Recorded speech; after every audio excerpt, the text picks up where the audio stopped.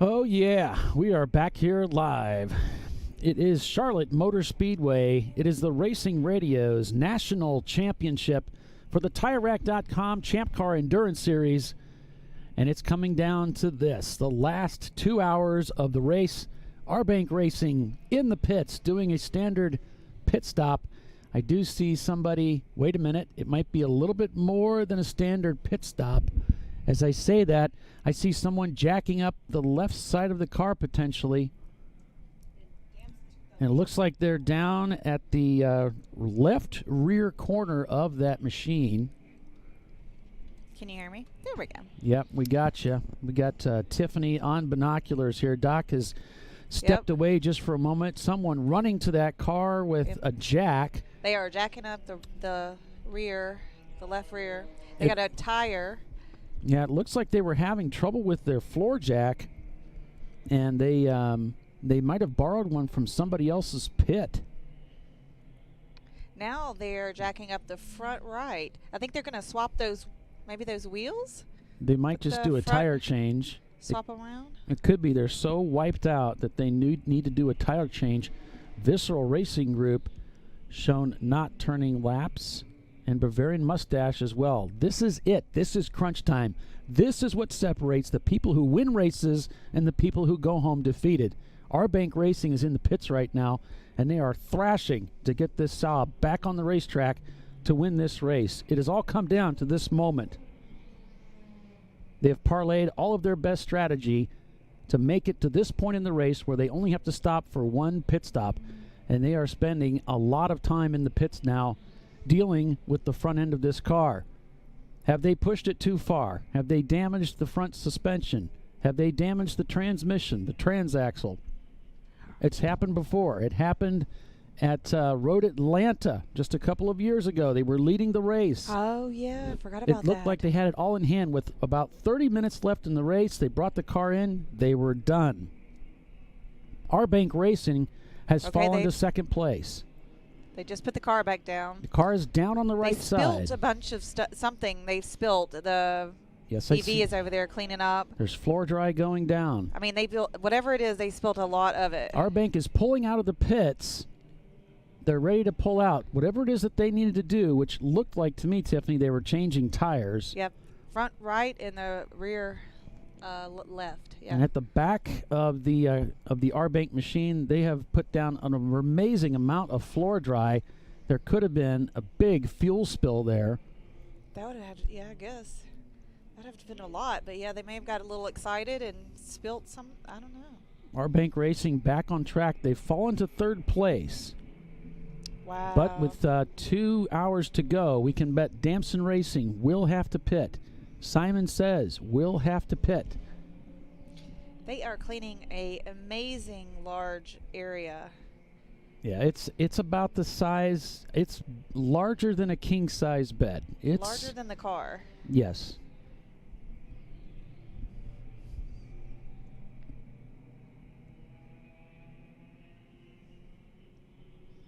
So obviously a pretty good size spill, but here's the look at Race Hero.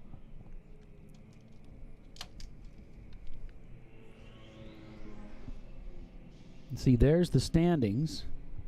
And then if you look at the center of your screen, you see the EV there and the crew just off to the right cleaning up whatever it was spilled there. And I'm sure most likely it was fuel, but you can see it's about the size of a pit stall that they are cleaning up right now.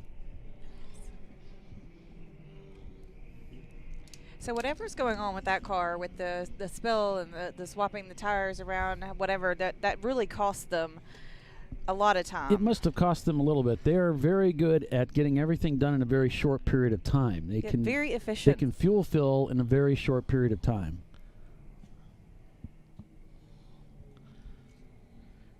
Here's the pinkies out. The 146, the original car. That's the car that's got all the arrow on it there on pit road.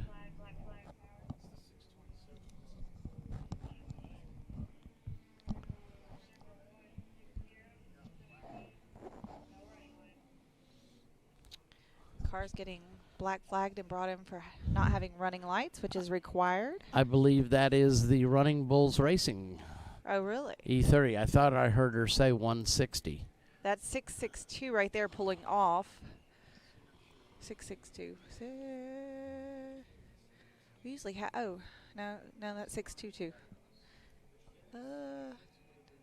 What are you trying to figure out? What car that is right there. It is Oh, exiting the I was pit. going to say, get the oh, you've got the binoculars. These big things on my face, yes, that's what they are. It doesn't. Be careful with those. Those are signed by George Washington. You'd think I could figure out how to see through them then. Maybe Well, it was you 622. you got to adjust them for your eyes. Yeah.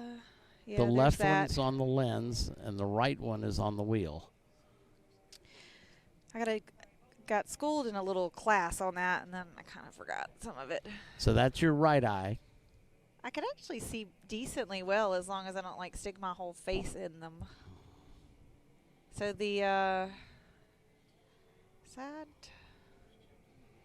the 140. Yeah, so I think it is the 160 car that's going to be hauled in. They got a pit marshal over at their stall. So one of the Pinkies Out cars is in as well. Yep, that's the 146, the Arrow. Yep. The 246, I think, is the other number, and Yeah, I it think is so. the Swap. it's the swap. Yep, Yep. here comes Running Bulls. My buddies from Birmingham, Chris and Roger, are both taking a stint in either car. So they're doing one in 146 and one in When Running 246. Bulls came in, I saw their headlights on. I saw at least one tail light. He's directly across us, so I couldn't see the driver's side tail light. Looks like they got a dash of damage on this side. Yeah, let me see that. Just a little scratchy poo. I know that car pretty well. See if that's new. Fresh wound or scar. Oh, that's a fresh one. Okay. Yep, he's got looks like a tire mark, runs more or less from the number panel all the way back to in front of the right rear tire. They're just going to go ahead and fuel this car.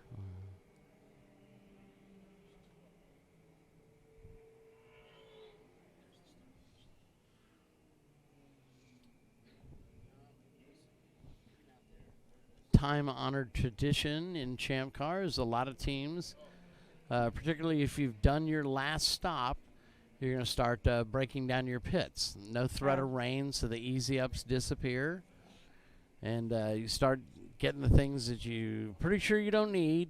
And you really, really hope you don't need. Yeah, you really, really hope you don't need. Start putting that stuff away. If you've ever been the last driver on the team, you come in and you're like, yay, I finished. I took the checker. Where is my stuff? I can't find anything because everybody has put stuff away and your stuff has gotten mixed in. That's the downside of taking the checker. You have to go on a reconnaissance mission sometimes to find your stuff. I started, you know, those like metallic Sharpies. Mm-hmm. So I got those, and because all my gear just about is in black, Right. so you can't write on it with any other. Matches your heart. Yeah, well, true. My husband would probably agree. So I took those metallic Sharpies and put my initials on everything. So at least I can tell if somebody else has the same black Alpine Star gloves. You know what's mine, what's not, Right. or if they need to identify what's somebody's. You know, my gear bag, everything. Right. That's David Boring. I recognize him. He's cleaning the windshield on that 160 Running Bulls car. They were running very well today, all day. I believe the last time I checked, they were in 13th, maybe. Let's see. Let's take a fresh look. Running Bulls is sitting in 14th right now. While they're on the pits, they dropped one. So, yeah, you're right. Pinky's out. Aero car seems like it's taken an extended period of time on that pit stop. Are they doing work on that car? No, they just came in a few minutes. Okay. Just seems like a long time.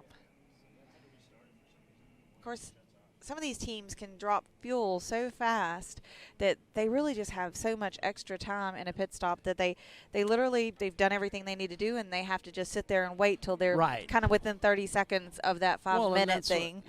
We can dump all of our fuel that we need in about 1 minute and 30 seconds. That's cool. So then, you know, we can check the oil. I like to get a temperature on the tires, make sure they're all within each other's, you know, reasonably within each other. That means they're all working hard. So the pressures, you know, we've got kind of right. Yep. We'll go around, we'll check the pressure in the tires. You know, especially something like this where you have a 14-hour race, you're going to want your tires to last the whole race. You don't want to be doing tires during the race. I mean, that's not ideal. Yeah. So if you get those pressures right, much better tire wear, right? So, guys, I got a little bit of news for you. Yes, sir. Good news or? I'm looking back. Well, it's good news for the R-Bank Racing team. Yeah. I'm looking at their lap times. Yeah. And the pit stop.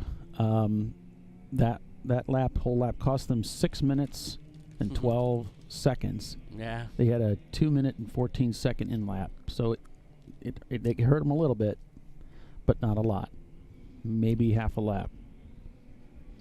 So they're showing right now as 1 lap behind, Simon says, and then 3 laps behind Damson. But we do know that Damson has to come back in.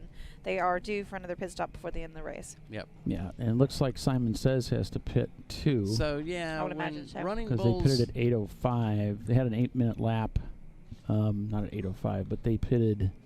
They had an 8-minute pit stop. I think that quite a few laps ago. That's a 9-4. We just passed that 2-hour threshold, so they're going to have to pit. Yep, the Supra's on pit road. So yeah, I looked at the Running Bulls car when he left, and he's got his driver's side tail light is very, very dim.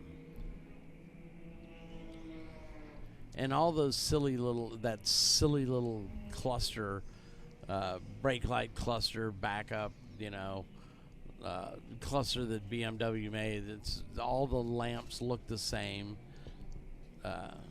It's a ridiculous design. We've talked about going to something different, but we've been too busy doing other things on the car that were far more necessary. But often it's just they've put the wrong voltage lamp in. I would blame this on Lucas, but it's actually Bosch.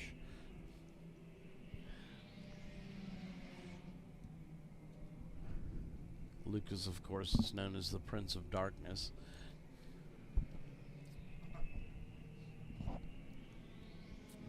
They're doing something to that 146. There's about 5 of them clustered around that car, and they're passing something back and forth between them. Looks like gear oil or something, but that, I mean, they're not heavy in the car, so I don't know what they are doing. Probably just cleaning the windshield. Might be showing, hey, did you see what so-and-so posted on Facebook? They might be. Check this out. I'm just kidding.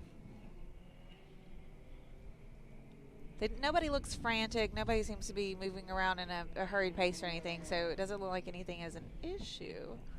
But they are all, like, looking at the same thing. Maybe they're all looking at the timer and counting together.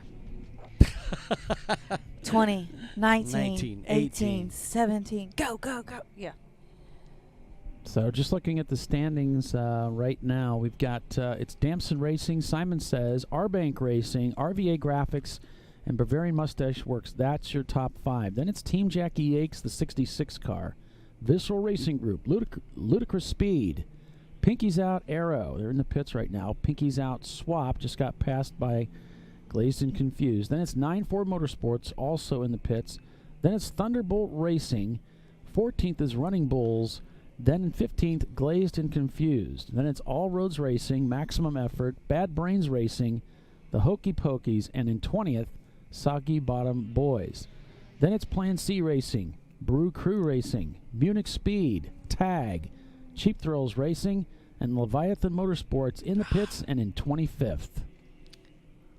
So I got they got the brake clean out too, and they had the flashlights. I wonder, like, if the steering wheel's gotten stuck or not going on right or something like that. Like brake clean, maybe his pedals or got oil on them or something. Like something, yeah. Like they've got a flashlight and they're going kind of back and forth with some different things. So Matt, the guy that runs Flying Wrench, the company that works on my car, he sent me a cryptic note. He says, "We have active aero," and I replied back, "We shouldn't." And he says, "Well, we do now." Uh-oh. So something is amiss. Oh, this is interesting. Just got a message from Tyler Pedersen's camp, Crank Yankers Racing. Yeah. Says we're still out turning laps after, get this, having to fix a wheel bearing today. Ah. Now, I think thought he was said having brake issues, but now a wheel bearing failure will cause a long pedal. So it only had 15 hours on it or so. Wow. So we need to find out why it let go. Getting into the nighttime racing now! Exclamation point. So excited to be here, but some real question marks as to why that wheel bearing would have failed so early. Now, we know on the E30s, the E36s, these wheel bearings take a pounding. We've got to replace them frequently, but we can use high quality, Tilton bearings. We can put good bearings in them, and they'll last us usually about a year, and then you might change the bearings out. So that's highly unusual to have a bearing with so few miles on it fail. But it's like I've always said, I don't care what it is. You make 1,000 of anything, 2 are going to be bad. Right. I didn't see anything moving around on my car. I think it's the steering wheel on that car because I just saw him trying to kind of push the tire a little bit. They're still fooling with it. I think it's the steering wheel. Could be. I had that happen to me one time that I was at Barber, came into the hairpin, and the steering wheel came off. It's really hard to steer with no steering wheel. Yeah. It's that'll wake you up. It's really easy to scream, though. Yeah. I think the corner worker did when she saw me. She was looking at me like, "What's going on?" And I held the steering wheel up and showed her. Yeah. This is not supposed to be disattached. Her eyes got as big as, Well, I know, dinner plates. we always check ours. We've got the steering wheel with more or less kind of looks like F1 paddle shifters on either side, and you pull those back, push it onto the hub, and it locks in place. And if you're not careful, it won't lock in place. So Right, we always ours give it a good tug back to the driver. It had kind of seized up, so it went into place, but it didn't lock well. Got a car slow out on the outside of turn 8, which is not where you want to be, because that's where most of the people want to take that line. And it looks like he's coming to a stop out there. Yep. He's really in a bad spot. Very Yeah. bad spot. Where's that waving yellow? There's the waving 901. yellow. A little late to the That's scene a there. 901. Is that the 901? It Yes. may be. Okay, that's 901 Motorsports. It says 902. Okay. Whatever. So the waving yellow being displayed in that corner, that's turns 8 and 9, that complex that takes cars back onto the back up onto the oval, which has easily been the busiest corner of the day. Just going to call it tricky. It has to have been at least a dozen cars parked there. Everybody that's anybody that's parked there at least one part of the time a day. Anybody that's Park there, Blue Crew wreck Racing there, parked hit there for a something. while. Yeah, we parked there when the throttle it's the cable place broke. to go. It's like the It's like the the hangout. lookout. So it's Yeah. where all the cool kids are. Apparently, pretty soon people want to go there to make out. Yeah. So now they've got the hood up on that 146. Well, that's if they're having problems with the steering wheel, of course they'd be looking at the linkage, I would imagine. That's what I Yeah, would we're imagine. talking about pinkies out. Arrow still in the pits with the hood up, and they're checking that car out. Interesting. I'm seeing something flashing from one of the drivers there, like they're checking the ignition timing or something. I don't know what's going on. Yeah, I saw that same thing. Yeah, they've got like flashlights and lights. And I'm not sure you use a timing light. I don't think I've seen one on a E30. Now they've taken something out of the car and it's back on the pit wall and they're fooling with it. So I think Well, Doc, you told me they have a distributor, and you adjust the distributor. Didn't Yeah. they come with, they probably had electronic ignition, but Yeah. Our Bank Racing going down into turn 1. They're in a great spot. They have a very good chance of winning this race today, but it's not over yet. They've got a lot of work to do. An hour and 35 minutes of racing. They've got to keep themselves out of trouble but stay up to speed. They need to keep pace. Looks like they're 130 that going to last time fetch through. this car off the track with only a local yellow. Yeah, it seems to be the way this that the track is running things now. Well, and you know, I say the cars tend to widen out there so they can get as much run up to the banking as they can. But by his portion of the track, they're apexing right opposite him. So they're about as far away as you can get from that car. Pinky's out swap, still turning good laps. They just went down into turn 1. Their sister car still in the pits, struggling with some kind of a mechanical issue. The crew's working on it. Now, of course, Charlotte has green lights scattered around the oval portion. But if you notice over there in turn 1, where you turn into turn 2, there's a green light there because it's very hard to see with that inside wall. So I saw him just break out the hammer. That's never a good sign No. on the 146. It fixes things. They got the big bright hammer. Let's see. That's the 442. Is The back yet? BFH? Is it a BFH? Big orange hammer. Big. Oh, the other kind of H. Oh, they're going behind the wall. Who is that? The Pete's car. Oh, the 442. Yep. That's the Tater car. Tater. Yeah, that's right. That's right. Simon says heading down in the pits. Our Bank Racing counting them as having to pit again. Damson Racing 346 still out on the track. They will have to pit again before the end. So we'll see this 1, 2, 3 definitely get shaken up. Let's see who we got coming in. I like these binoculars, Doc. These are great. They're signed by George Washington. Did I mention that? You did. I think it makes them extra good. So the EVs picked up that car and The little yellow Fiero is in. pulling it around the track. On board with the Chandler School. This is one of those teams where the students work to assemble the cars. They bring the cars out to the racetrack and pit for it. There might be some of them that are old enough to drive it and learn a lot. Learn about racing, learn about cars, learn about working as a team.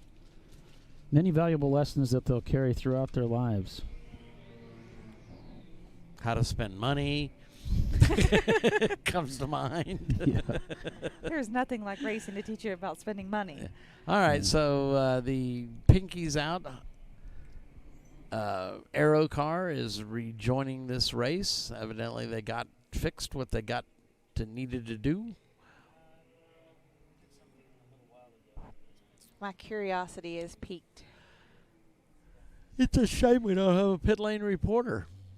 I'm just going to text some of the guys I know down there and ask them because I can. Let's see. Mainly because I want to see if I was right, you know. And if we can update, Tiffany, if you want to do an update on the points, where we're standing in top 5, as it is now. Then we'll just keep an eye on it and see if anything changes between now and the next hour and a half. Well, we know what first and second have to pit still, right? Correct. First place does not have to pit again. Damson does. Yeah, they do. Yeah, they do. I thought first place was Robin Bank. No, he's in third. No, he fell in third during his pit stop. Oh. But those other two still have to pit. Oh.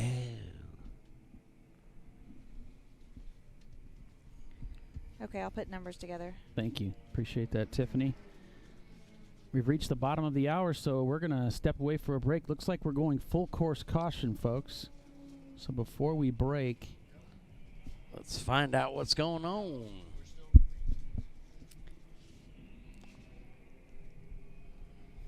Here you go. Yep. that might be a false alarm from the from our Race Hero feed. I don't see any incidents on track. Did it go to? Yep, it went back to green. So Oh yeah, I've got green. it's like a false alarm. All right, so we'll go ahead and take our commercial break to acknowledge some of our sponsors, and we'll be back here in just a few moments. Stay with us, everyone. We'll be right back. ChampCar Live.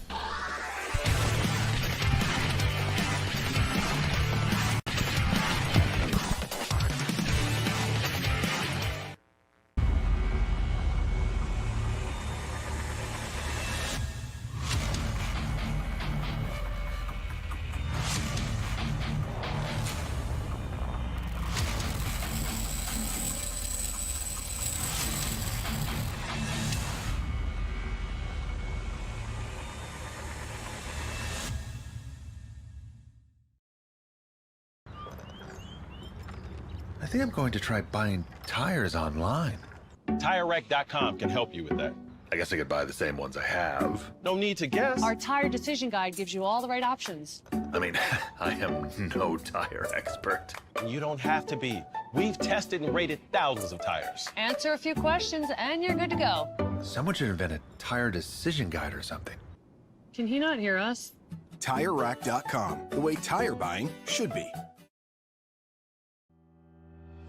Lifeline USA is a leading manufacturer of onboard fire suppression systems. Lifeline's continuous commitment to research and development ensures that we supply the most innovative and cutting-edge products available. Used by the majority of the world's motorsport championship-winning teams and constructors, Lifeline has a proven history of success. Lifeline offers a complete range of fire suppression systems for all budgets and needs, and we continue to push development and limits on both extinguishant materials and our patented delivery systems to make the race car environment almost as safe as sitting on your sofa at home. Every kit has been designed for a professional and simple installation. For more information and to purchase your ChampCar fire suppression system, go to www.lifeline-fire.com.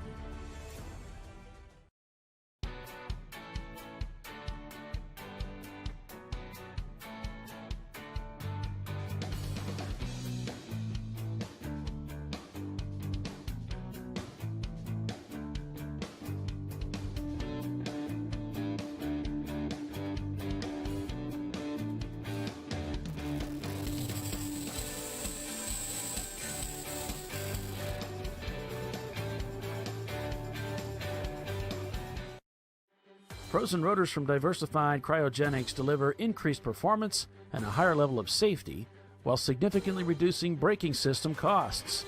Our proprietary 60-hour cryogenic process permanently and dramatically improves the usage life and stability of brake rotors, creating a distinct advantage in tensile strength, abrasive wear resistance, and rotor longevity. Frozen rotors. It's the cost-saving solution for better braking performance. In 1977, Bill Wood set the standard for high-performance brakes. Today, every Willwood product is born from racing technology and is proudly manufactured in the USA. Engineered, designed, rigorously tested to deliver unsurpassed control on and off the track. Whether it's for cruising or absolute performance, Willwood has an application for the ultimate stopping experience. Race-proven, street-ready, drive Willwood. Located in Northeast Ohio with 40 years of combined experience, Money Shift Racing knows how to deliver performance and safety, offering everything you need to get your vehicle and drivers ready for race day. From safety equipment to full engine assembly and repair, in-house fabrication, 3D design, and rapid prototyping. Money Shift Racing. Performance done right. Coming up next for the TireRack.com ChampCar Endurance Series, it's off to Thunderhill Raceway for an 8 and a 7, May 4th through the 5th. And then it's off to Watkins Glen International, May 25th through the 26th for the Salins Champ Yard Dog at the Glen 7. Find out more information, go to www.champcar.org. All right, everybody, we're back here live at the Racing Radio's National Championship at Charlotte Motor Speedway. It is the TireRack.com ChampCar Endurance Series. Here are the standings right now, folks. And Tiffany, correct me if I'm wrong, these are the current championship standings as well, with Damson Racing leading, Arbank Racing in second, and Simon Says in third. So it's almost as if it's the standings that we have. The standings that we have here on the leaderboard are mimic the standings that we have with the points totals. Yes, except that Simon Says just fell to third place because they are in the pits, or just were in the pits. So I'm going to readjust. Okay. Actually, our sixth place car is on pit road right now. That's the Team Jackie X 66 car. They've got the hood up, but doesn't seem to be any hurry. They just finished fueling that car. Yeah, so as things stand right now, we red flag the field, everything stops, and we finish the race for some reason. Damson Racing would take the national championship title for 2019 in the ChampCar Endurance Series. Now, we're expecting, based upon what we know, Damson Racing will have to pit. Yes. Yes. So once they make that pit stop, assuming R-Bank Racing is able to continue to the end, which they have already pitted, so they should be able to, they would be tapped as the 2019 series champion. So that's the way things are playing out right now. We will keep y'all updated. So if they finish 1-2, Damson finishing first in this one, they would have 5 points, and R-Banks would have 6 if they continue to finish second.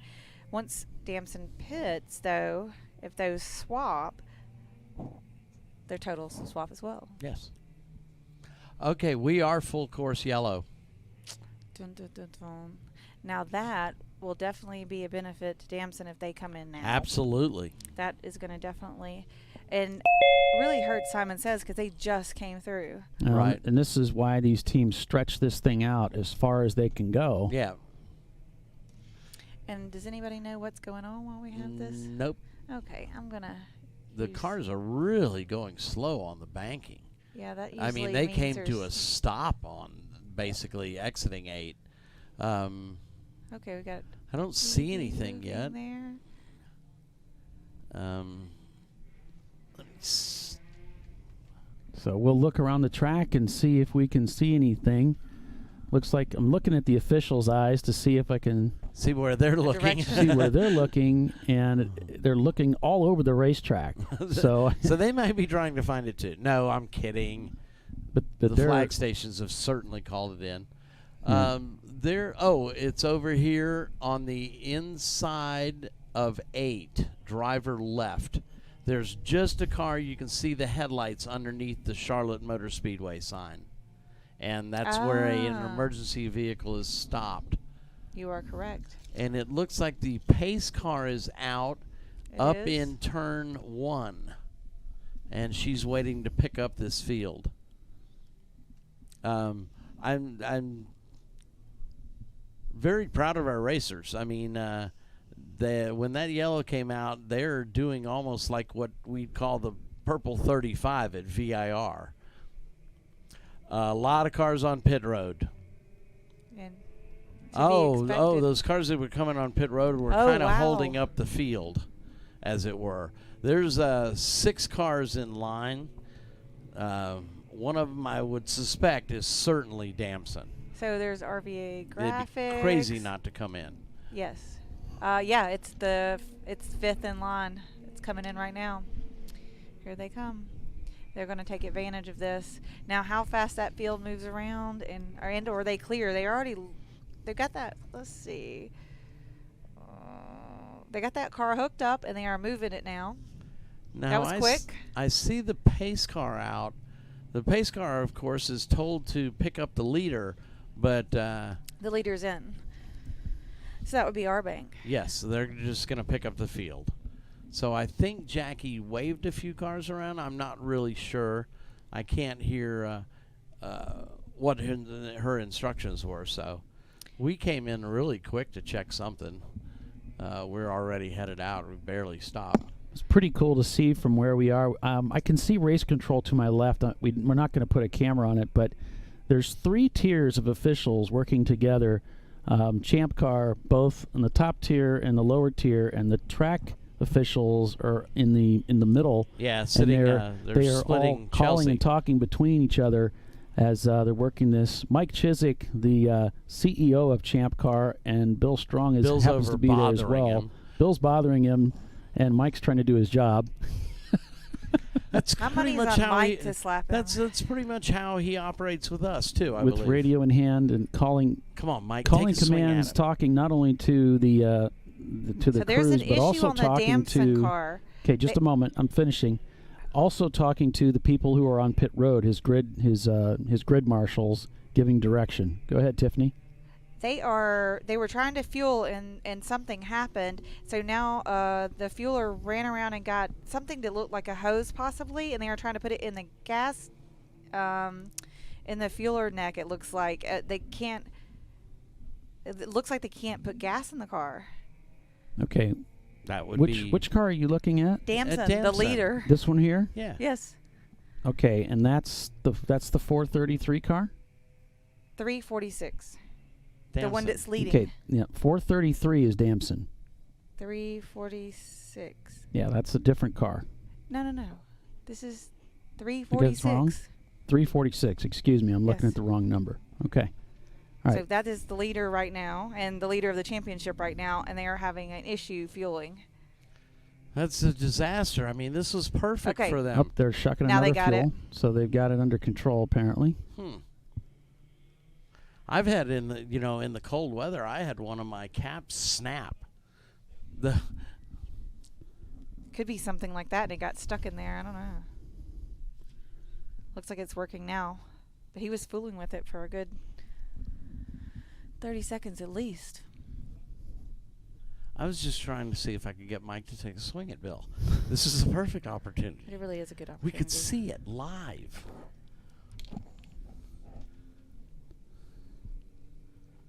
Yeah, there you can see the field being brought down. And Jackie has picked up the 90 car. Which is our bank.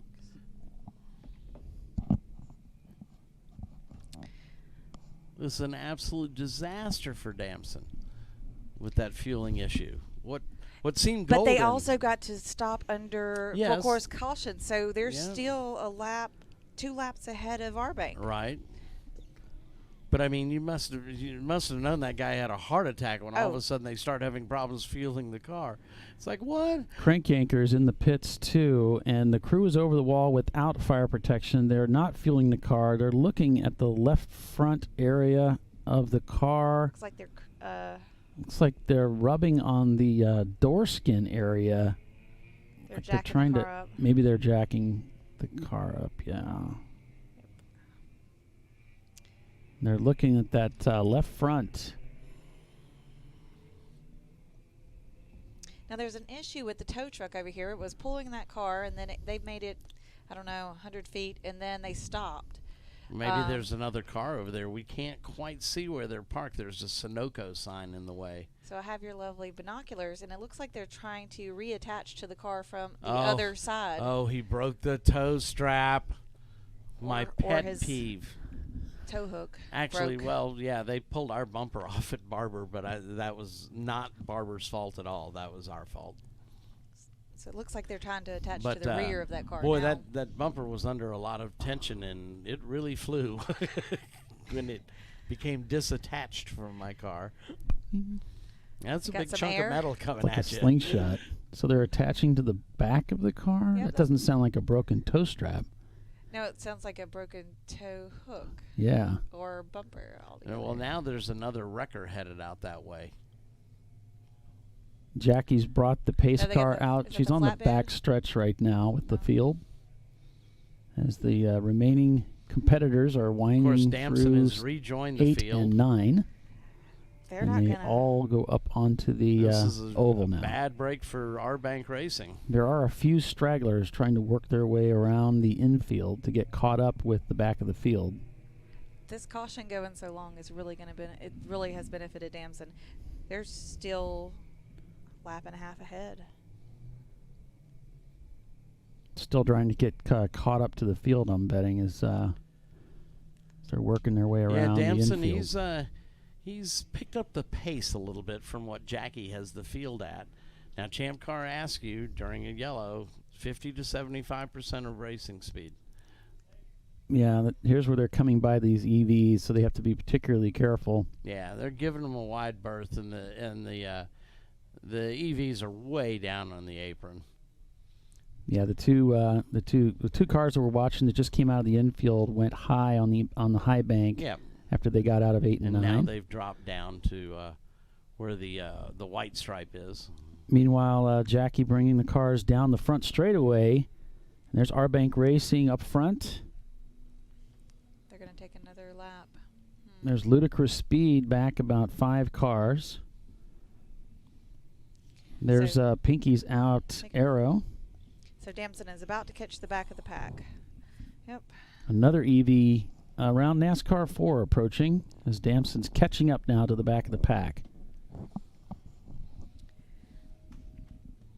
This So could they've very well give them the race.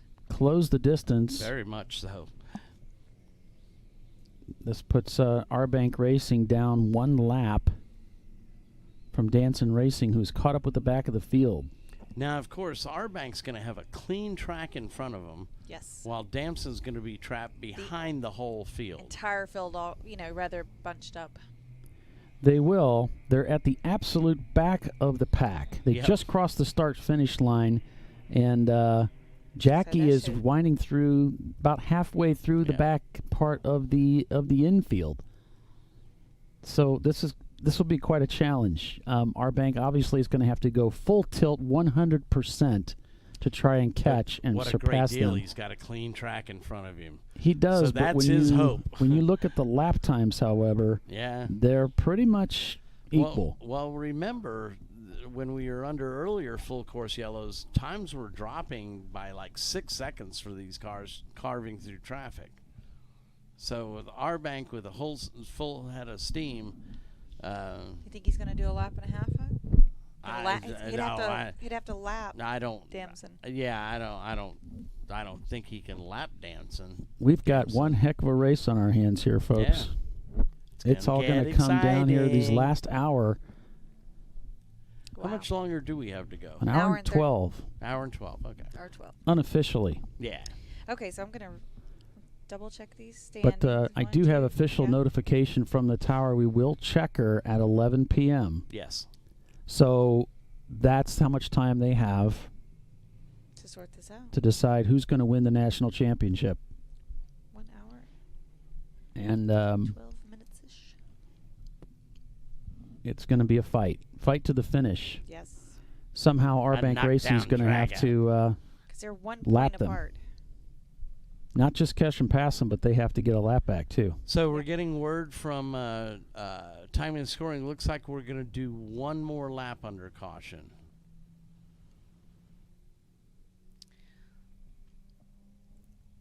Now they have moved 1 or 2. car. Looks like the rear end locked up on the car, so they had to get a flatbed for that caution. Gotcha. That makes sense. Yet a third possibility. Lots of options. Look at that. Isn't that cool? Look at all those cars and the lights in the back. That's just cool. That's my definition So of cool. Jackie's here in the tri-oval.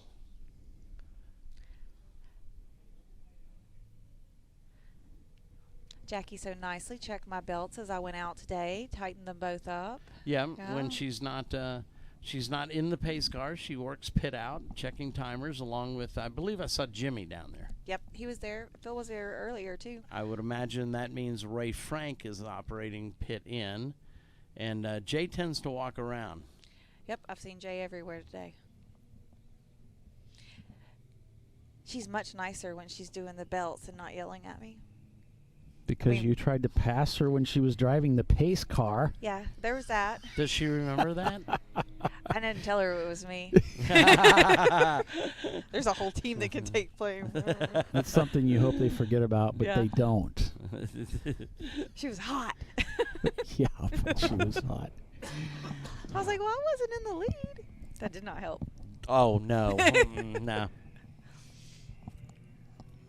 So there's 2 cars that Damson doesn't have to pass.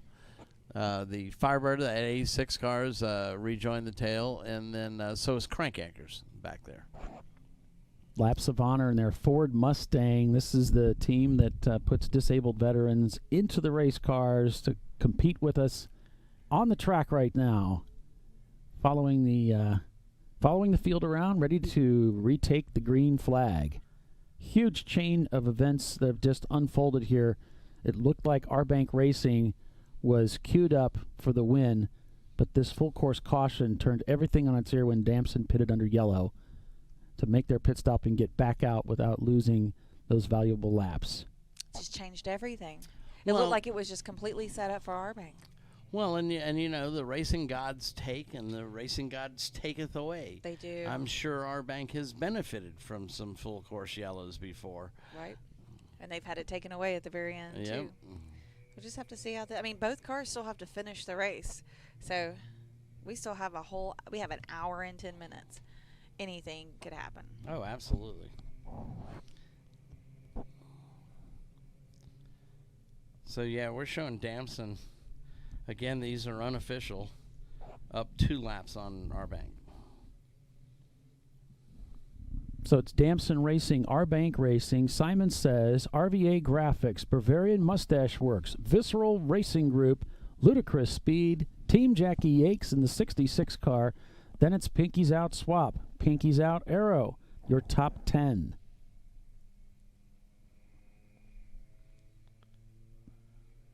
And it's all come down to this. 13 hours of racing roughly has been completed, all for this last hour. It's now all in the driver's hands. The crew has done all that they can. I believe Jackie's going to stay out another lap from what it looks like.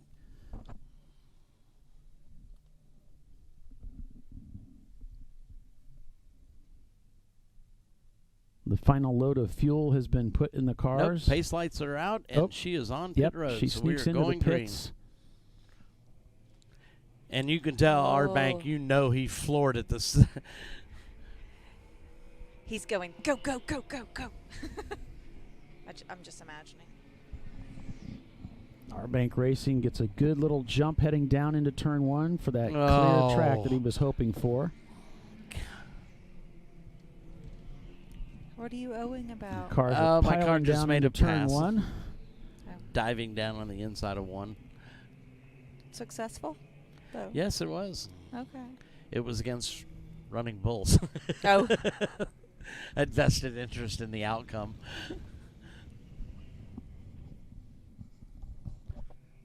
On board with Visceral Racing Group in their Porsche 944 RS out here this weekend. They've had a fairly good race. P6 right now. They've been strong throughout the day as Our Bank Racing heads on to the oval for the first time out of the infield to finish off this hour and 7 minutes.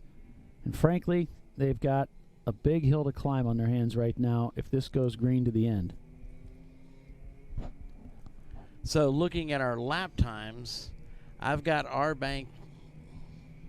This is still must be the pace lap. They show him at a 3:19 and Damson at a 2:46. That can't be right. So yeah, they've yet to cross the start finish. So that 3:19 is still a yellow flag lap.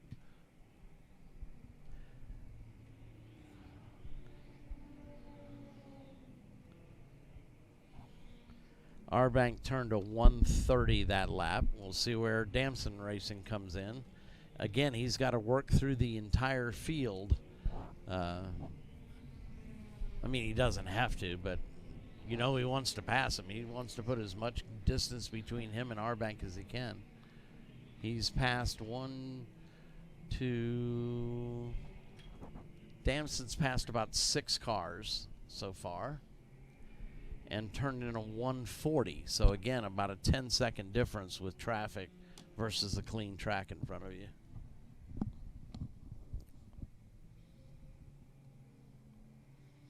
Now, of course, if another full course yellow caught, pace car picks up Damson, our bank makes up a lap.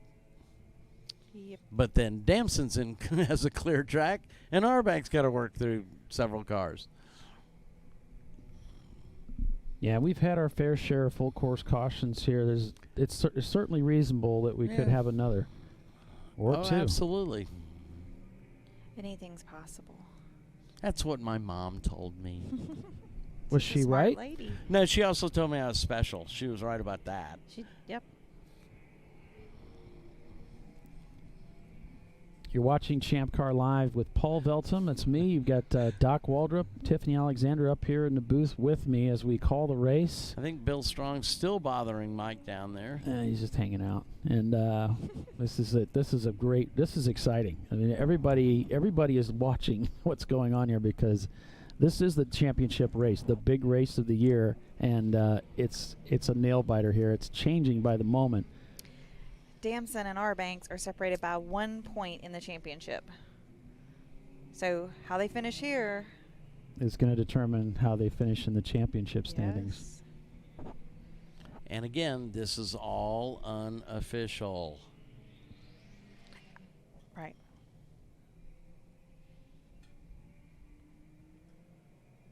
We're just a bunch of hired lackeys up here I'm not even hired. doing the bidding of the master. She's not even hired. I'm not even hired. They just feed me and I keep showing up. Oh, okay.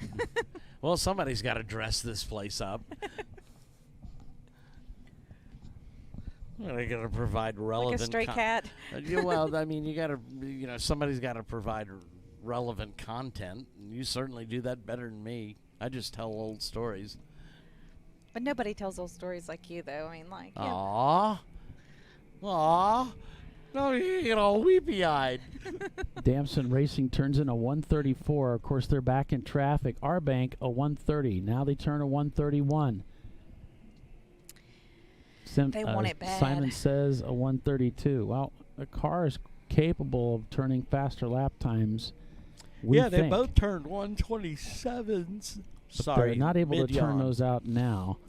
So, You would think they would. Well, I mean, this there's morning conditions that change. Yeah, we say that sitting up here in the tower. We don't know what's going on with the cars, conditions have the certainly tracks, changed the in here. drivers, This morning, the cars. we could have hung a side of beef in here, and certainly things changed here. So, yeah. This morning it was pretty cool. So the track was cold. The engines love that kind of weather, So cool, damp. A 133 to 131 for our bank Racing. You gotta think they've just raced for 13 hours, these cars, so things are higher likely to fail. Absolutely. Everything is worn out. Whoever's in the car right I'm now has worn probably out. got a pretty worn out car. Yeah. I'm worn out. I got my tongue hanging out, panting heavily. I was coming up the stairs while Polly was walking down. I said, "That was not a gunshot. Don't panic. Those were my knees." He did. It was pretty funny. It'll be the ankles later. Maybe the knees again, too. Oh, man. Here goes our bank into turn 1. Yep, he's following that CMD car. And if you're going to maintain a good, healthy pace, that CMD number 80 car is a good car to be behind. That thing flies. Oh, that's an Integra. The other car that I've been, sorry guys, I've been impressed with is that Thunderbolt car, that number 48 yellow Miata. Yeah? Oh, that thing, he harried and harassed Damson after a restart for like 6 laps he hung with him. Wow. Now Damson's coming into the turn 1 in that? Yeah. Our bank's well into turn 3, maybe even 4. See on here, Chris nicely put, what's up. That's Tiffany. But anyway, Mischief PCA. You're at PCA. I'm at a race. Pretty sure I've got the sweeter of the deals here. Just FYI. And I got to drive 2 stints in an awesome car. You got empanadas. And I got empanadas. I get to hang out with Doc and Polly, which are like my favorites. I mean, like it's a good day. I did get to sample the famous apple empanada. What'd you think? What'd you think? And I loved it. Yeah. Yeah. It tasted like something that had been professionally prepared. Yeah. I mean, Absolutely. It was really that good. And fresh out of the fryer. Oh, they're even Well, better. I can't imagine. Yeah. Yeah. It's just right a up there little with slice of Krispy heaven Kreme. on earth. Yeah. The chicken ones kind of kick butt too. Just saying. Again, my favorite of the meat ones are the ham and cheese. I got to try that one. Yeah.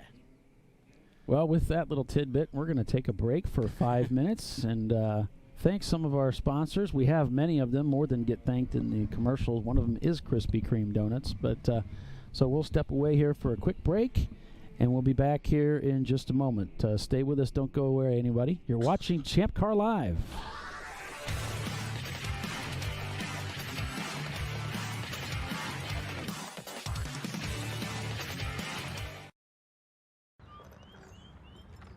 I think I'm going to try buying tires online. TireRack.com can help you with that. I guess I could buy the same ones I have. No need to guess. Our tire decision guide gives you all the right options. I mean, I am no tire expert. You don't have to be. We've tested and rated thousands of tires. Answer a few questions and you're good to go. Someone should invent a tire decision guide or something. Can he not hear us? TireRack.com, the way tire buying should be. Lifeline USA is a leading manufacturer of onboard fire suppression systems. Lifeline's continuous commitment to research and development ensures that we supply the most innovative and cutting-edge products available. Used by the majority of the world's motorsport championship-winning teams and constructors, Lifeline has a proven history of success. Lifeline offers a complete range of fire suppression systems for all budgets and needs, and we continue to push development and limits on both extinguishant materials and our patented delivery systems to make the race car environment almost as safe as sitting on your sofa at home. Every kit has been designed for a professional and simple installation.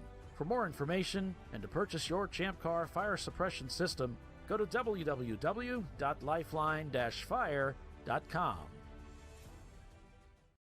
In 1977, Bill Wood set the standard for high-performance brakes. Today, every Willwood product is born from racing technology and is proudly manufactured in the USA. Engineered, designed, rigorously tested to deliver unsurpassed control on and off the track. Whether it's for cruising or absolute performance, Willwood has an application for the ultimate stopping experience. Race-proven, street-ready, drive Willwood.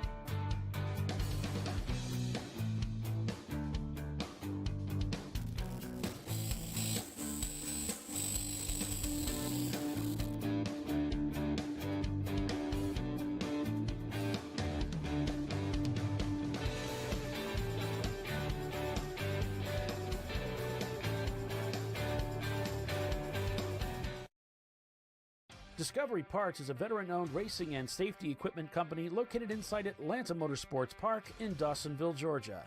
We take pride in being a reseller of the best of the industry to ChampCar teams and drivers. We know racing, love racing, and look forward to tomorrow to even more racing. Visit us at discoveryparts.com. Frozen rotors from Diversified Cryogenics deliver increased performance and a higher level of safety while significantly reducing braking system costs. Our proprietary 60-hour cryogenic process permanently and dramatically improves the usage life and stability of brake rotors, creating a distinct advantage in tensile strength, abrasive wear resistance, and rotor longevity. Frozen rotors. It's the cost-saving solution for better braking performance.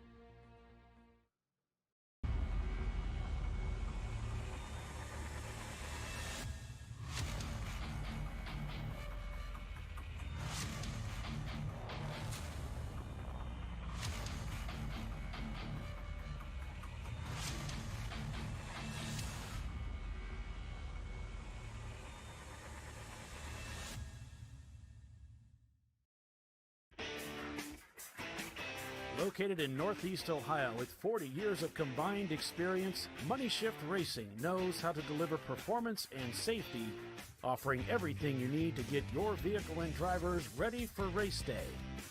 From safety equipment to full engine assembly and repair, in-house fabrication, 3D design, and rapid prototyping. Money Shift Racing. Performance done right. Coming up next for the TireRack.com ChampCar Endurance Series, it's off to Thunder Hill Raceway for an 8 and a 7, May 4th through the 5th. And then it's off to Watkins Glen International, May 25th through the 26th for the Salen's Champ Yard Dog at the Glen Double 7. To find out more information, go to www.champcar.org. All right, welcome back, everyone, to the Racing Radio's National Championship here on ChampCar Live. Paul Velton, Tiffany Alexander, Bill Strong, Doc Waldrop. The whole gang is here. And it's safe to say the whole gang is here as far as the racers are concerned, too. This is it. This is the big one, the 2019 National Championship. And right now, Damson Racing is holding all of the cards. Everything seems to be going their way. But it's not over until, not even when the checkered flag falls. It's over when the race has to be called official. Official, yep. Yeah, these are all unofficial results we're giving you right now, folks. I'm dead sure I'm correct, but Mike's been coming up with the same results, so we've got several eyes looking at this. And anytime I do math, I always check my work. I'll just tell you that right now. I have a Bachelor of Fine Arts. Before I got into this job, the only thing I knew was West Virginia. Watts, volts, and amps. And trust me, somebody always checked those. There's the start-finish line. That is, that's where all the glory is, friends. This is where that checkered flag will fall. Where's my binoculars? Where did they go? What's the binoculars? Looks like, oh, that's Glazed and Confused? 256. Oh, Glazed and Confused. They were one of our championship contenders. Both those Glazed and Confused cars were running fairly well.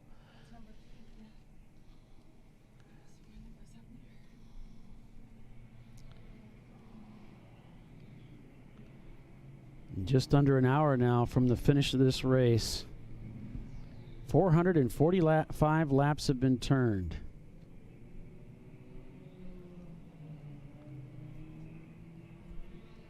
So that's roughly, I don't know, about 25 laps to go. Close to 2-minute laps. Maybe it's over 30. Perfect. Thank you. I think I got that setting right. I've been turning her up like I did you and me, but she's a little bit more soft-spoken. I'm not used to that being associated with me, but that's cool. I'll take it. I'll take it, yeah. I mean, if I'm going to hang a label on you, that's not a bad one. I know, right? I'm taking that one and running with it. So just another reminder, too, I would like to talk to any new teams or new drivers, anyone who's new to our series, new in the last year, new in the last race, never driven with us before, or a totally new team. I'd love for you guys to email me, tiffany.alexander@champcar.org, and just tell me what your experience was like, what you liked, just any feedback. That'd be great. Yeah, you know, we certainly appreciate that feedback. It just helps us do a better job for everybody, and that's the plan. And that's that's the goal. regarding the whole, experience. If you want to... From registration to look at the website, anything If that you see, please. But not the broadcast. I don't want to. No, we don't want feedback on I that. don't want any No. feedback on my show. No, that's not true. We do want to hear the awesome accolades for the ChampCar Live staff. That's true. Yep. Only compliments, though. Yeah, only compliments, yes. Only the good stuff. Yeah. When I used to teach big groups, I would tell them at the end, I'm like, okay, any. Your speaker feedback forms. Right. Yeah. I was like, mine were always compliments, really good. Criticism, never mind. Keep that to yourself. Yeah. It was a live show. I used to do a lot of seminars, and all mine were generally pretty good. Well, you're very entertaining. I'd like to think so. You're like everybody's best friend, Doc. You're just, Wait, no, he's my best friend. I like I'm not everybody- sharing him. I really like and people. it shows because that's why people like you. Me, on the other hand. No, you're very likable. Even if you are the dainty flower that you are. Yes, I am a bit of a diva. Somebody's got to do it, I But guess. rightly so. I don't have the looks to be a diva. Don't know if it takes looks or not, but Oh, yeah, no. Some Takes of the a- more famous divas, Diana Ross. yeah. When we worked with her, you were never allowed to make eye contact. Now, I don't know what that's about. That's different. Uh, That's and- more different than I only want green M&Ms or whatever. No, now that's a common myth. That was Van Halen had in their contract rider that there wanted bowls of M&Ms in their dressing room, but there could be no brown M&Ms. And the first thing the road manager did, I worked on the rehearsals for that tour. The first thing the road manager did was walk into Van Halen's dressing room, Yeah. the green room, and if he saw brown M&Ms in the bowl, all work stopped. Just to dig the M&Ms out? No, because then he would call a structural engineer to come and inspect the building. What? Because we were hanging a ridiculous amount of weight in the venues. Yeah. And it completely spelled out where each point was. A point's what holds the lights up and the sound and stuff like that. Yeah. Well, if they saw brown M&Ms, that means they didn't read the rider carefully. Right. And if they didn't pay attention to the artist rider, they certainly didn't pay attention to the technical rider. Gotcha. So we would call in a structural engineer, and he would have to certify that the building could hold the pounds that we were going to put on it. Now remember, That's an some of interesting these trick. lighting rigs, like at the Georgia Dome, when you load in the lighting, the catwalks actually flex down. Wow. So that's how much weight you're putting. You're putting hundreds of thousands of pounds over people's heads. Yeah. And we take that about as seriously as you possibly can. There's a bit of liability involved with that. There is a bit of liability involved. So 47 minutes. Damson Racing Still turning in the lead. 132s. Just looking through their lap times. 32, 35, 31, 33, 34, 31. R Bank Racing. 130. 30, 29, 29, 30, 40, 30, 31, 31. Turning faster lap times consistently. But it feels like they're going to need something else to happen here. They That's- just don't have the time and the The speed time. Yep. to wrap this thing twice. Nope. Not unless the racing gods interfere. But they are known to do that as well. Oh, anything can Well, happen. there's crank anchors being pushed on pit road. Looks like it's just to get that car started. Yeah, they're hustling that car, and doesn't look like it's happening. No, it sure doesn't. They've Pushed it him to- about 3 pit stalls now. 4, actually. I think we're moving into 5, yeah. Yeah. Those guys are young; they can do that stuff. Oh, yeah. I You seen would, how beefy they I are, too? would would be collapsed before I got out of our pit box and calling for oxygen. Well, You they- know what I'd really like to see? Now, there's very few teams on pit road now. A You've lot been of laying people are out there backed calling up. for beer. I'd like to see some other people hop over the wall and help push that car. They're That would- pushing it again. Now they kind of came to a rest about 5 stalls out, and now they're That's pushing it just in. and There it they got goes. it There going. it goes. All right. Oh. And that guy fell out. And the guy fell over. One of the guys fell over, but they got it going.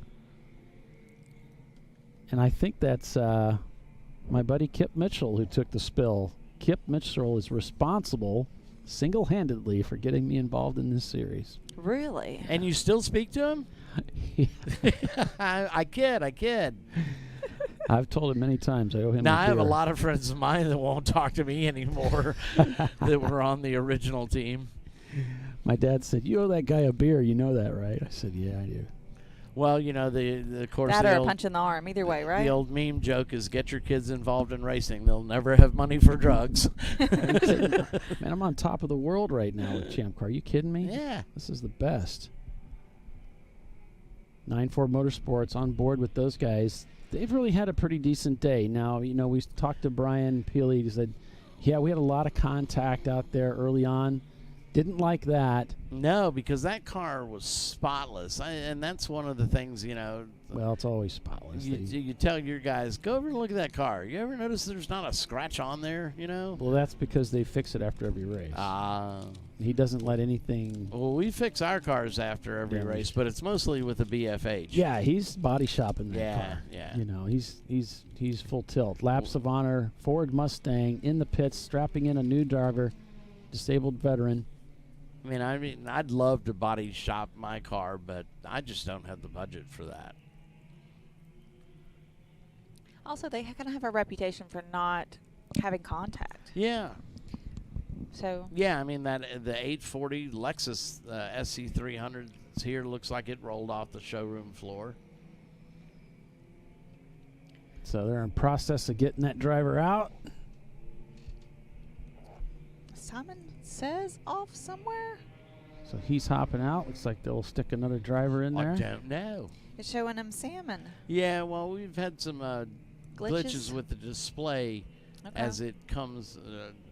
Again, race control, timing and scoring, that's great.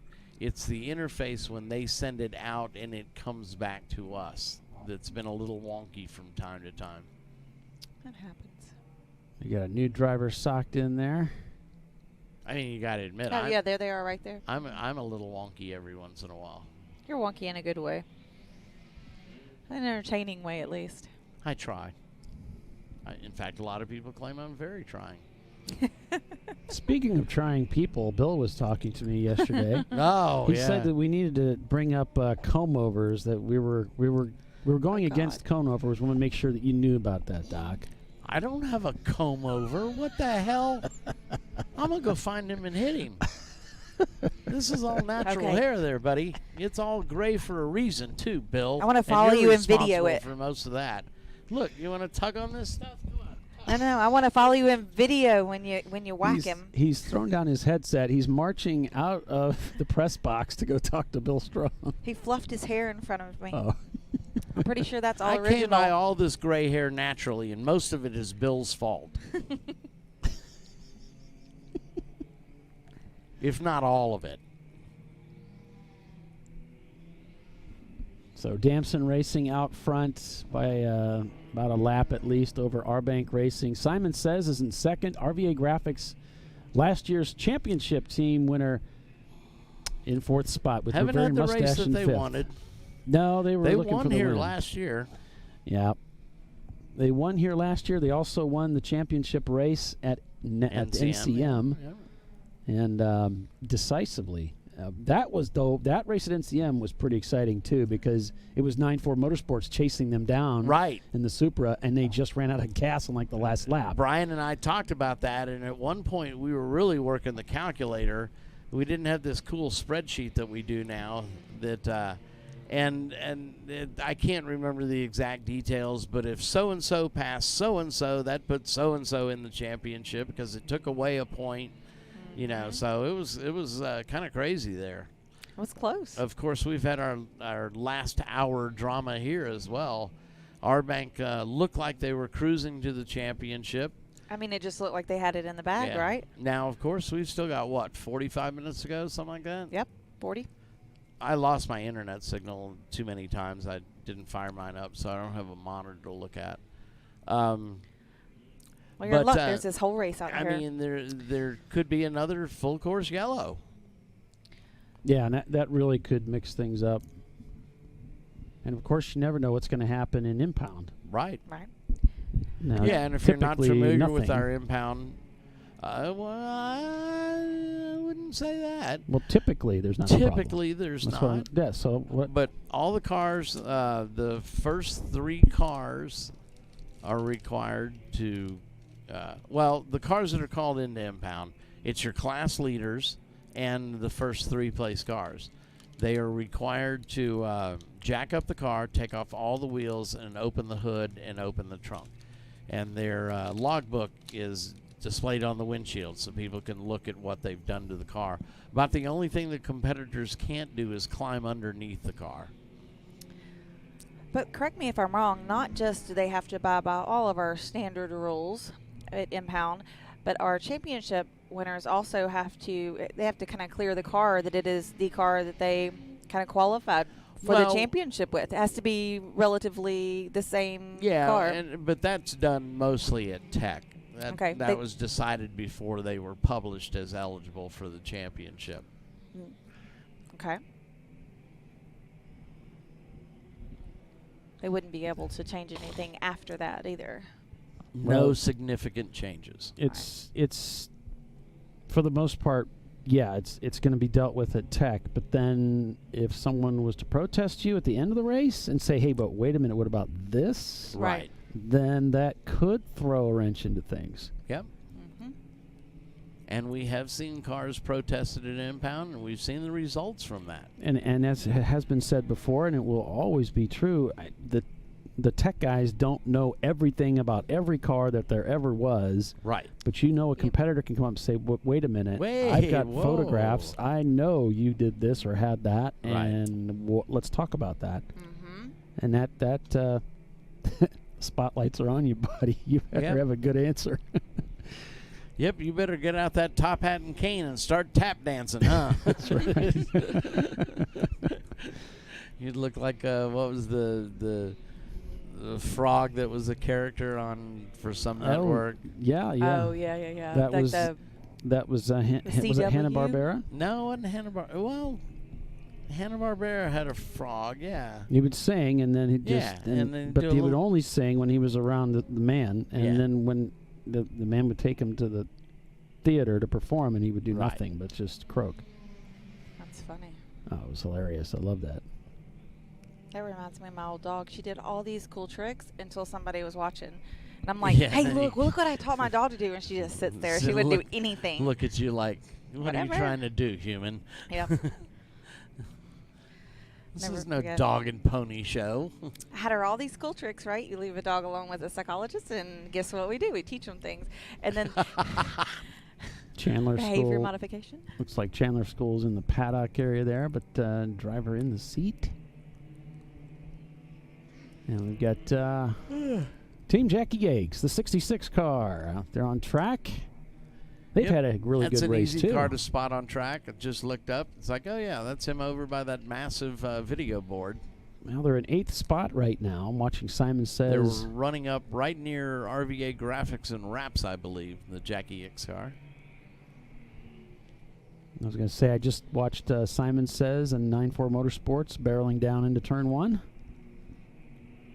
Here comes the number 1 car of RVA Graphics and Wraps down into Turn 1 with the Jackie X hot on his heels. Right behind them.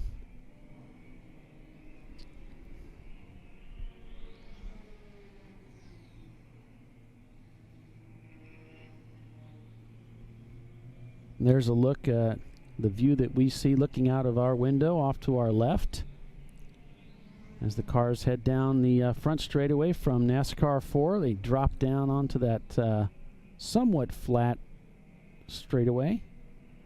Come down to complete another lap here at Charlotte Motor Speedway. We're finishing up 14 hours of racing for the National Championship, sponsored by Racing Radios. Now, I show our bank on lap 455 and Damson on 456. Right.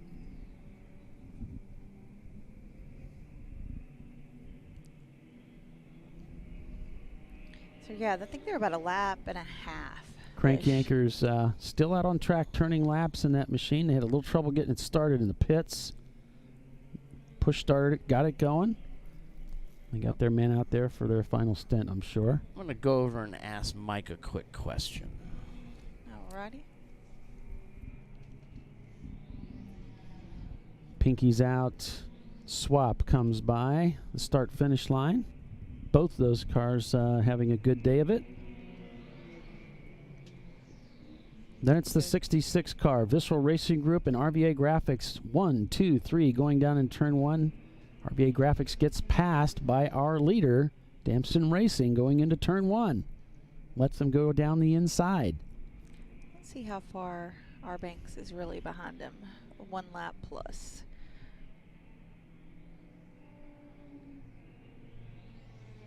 That's them right there. So not even a full lap and a half. They're slightly more than, just barely more than a lap. So they're gaining on them.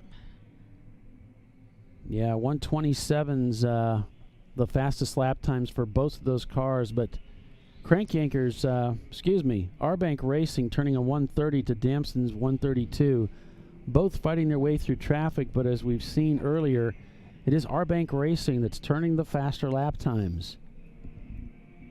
They seem to be getting closer to them. We've just got barely more than a lap separating them. There's Simon Says coming by. Think R-Bank's has got a chance? You think they can pass them? Well, they'll have to pass them twice. I mean, they can pass them to get their lap back, and then they've got to pass them again if that's if I understood the gap properly. It's only a minute and a half a lap, so like any little hiccup and that can happen.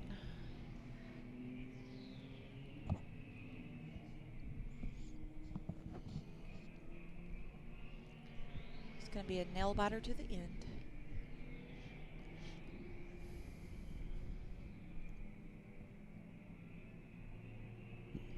There goes the number 80 Acura Integra EC machine that was so strong, with R-Bank Racing following down into turn 1.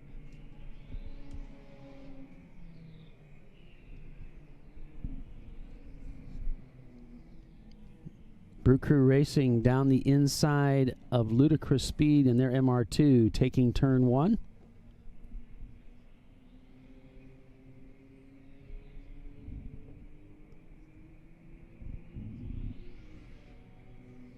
The 146 car comes by.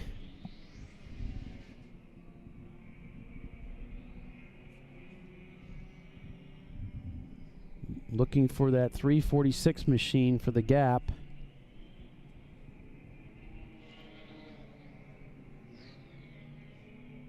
I think that the Edit Name Racing team is still out there, that which has not picked their name.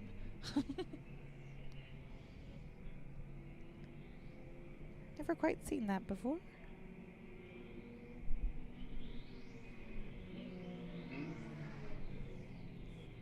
There's the 346 of Damson Racing coming by the start-finish line, revealing that 2 laps. But R-Bank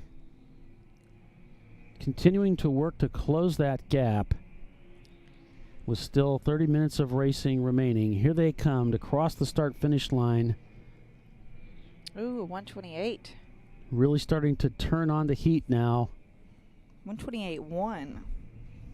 To Damson's 130. So continuing to clip off a few seconds here and there. It's going to make it interesting. But probably not enough time to swing another lap after passing them to take the win. But the track is green right now, but a yellow could certainly change things and really stack up the field and help R-Bank make a run for it. And here comes a car on the outside of NASCAR 4, swinging around 6 cars, rushing down the front straightaway to start another lap here at Charlotte. And it's Simon Says in that very quick Acura Integra, the number 63.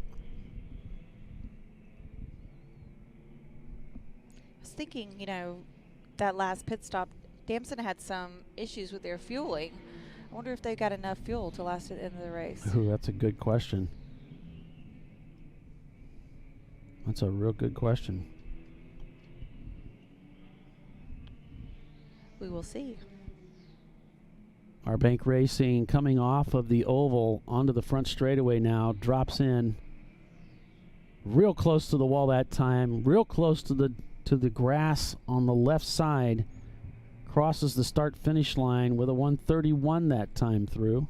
He's grabbing all the real estate he can get. He's flying through turn 1 and 2.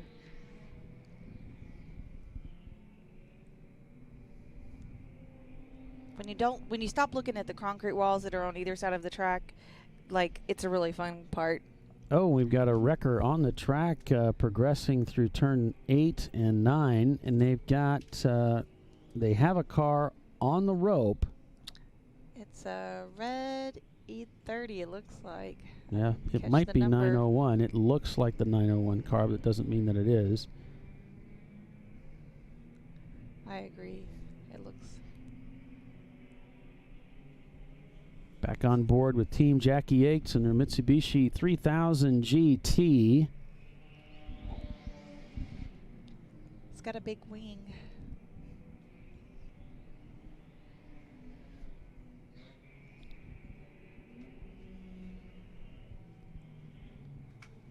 Okay. Yes, Lights sir. down for a second. I don't know that he heard you. Yes, he did. Or mine's still.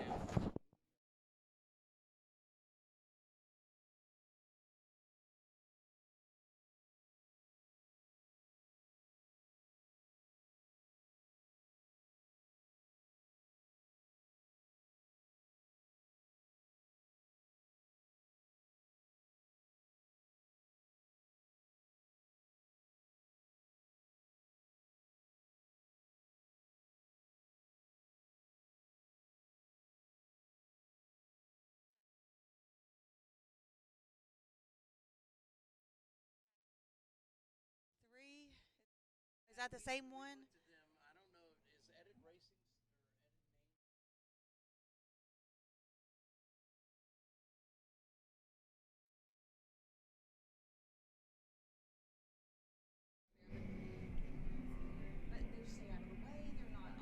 All right, so 461 laps turned, 13 hours, 29 minutes into the race.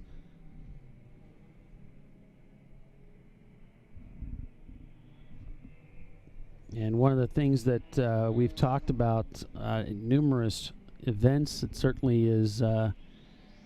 It's no different here. Is the fresh blood that's coming into the sport, coming into the ChampCar Endurance Series.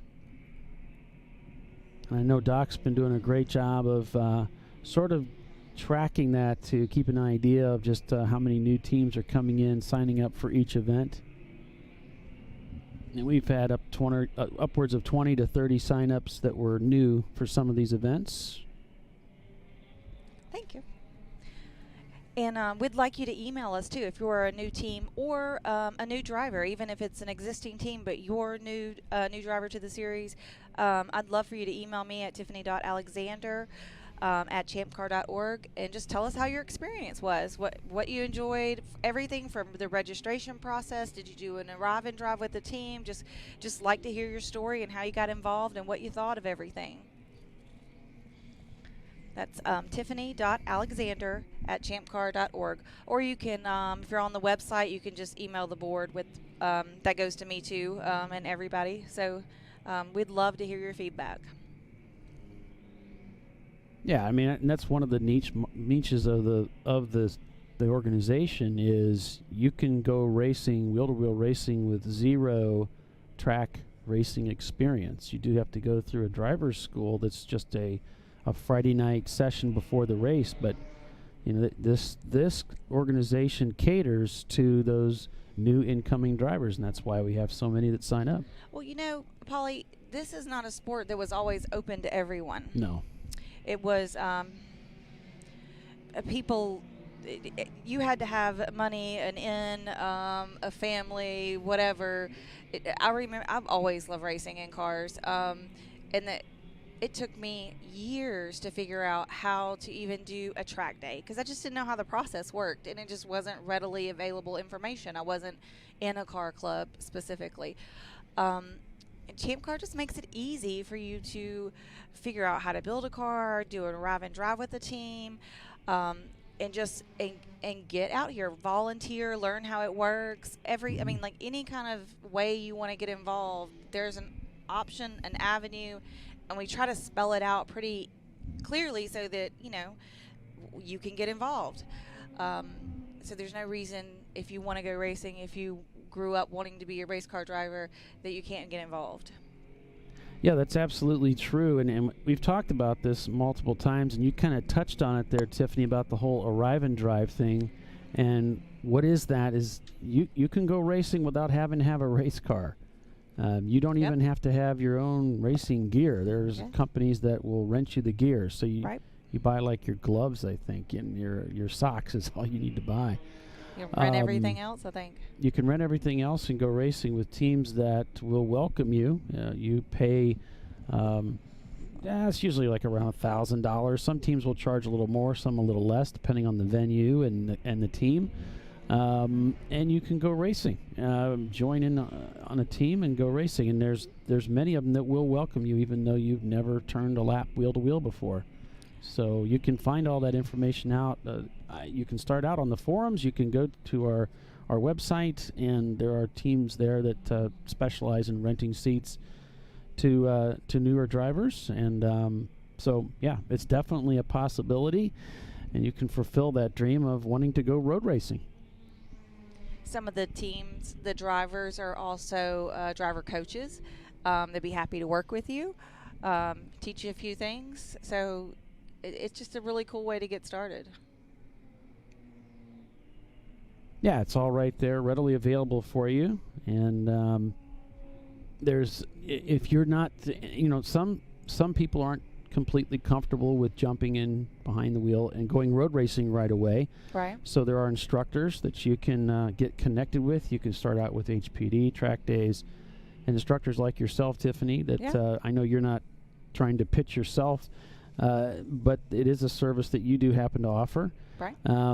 So especially if you're a young lady and you feel a little intimidated because of all the men in the sport, and you would like to get some instruction from a lady, Tiffany would be available for that.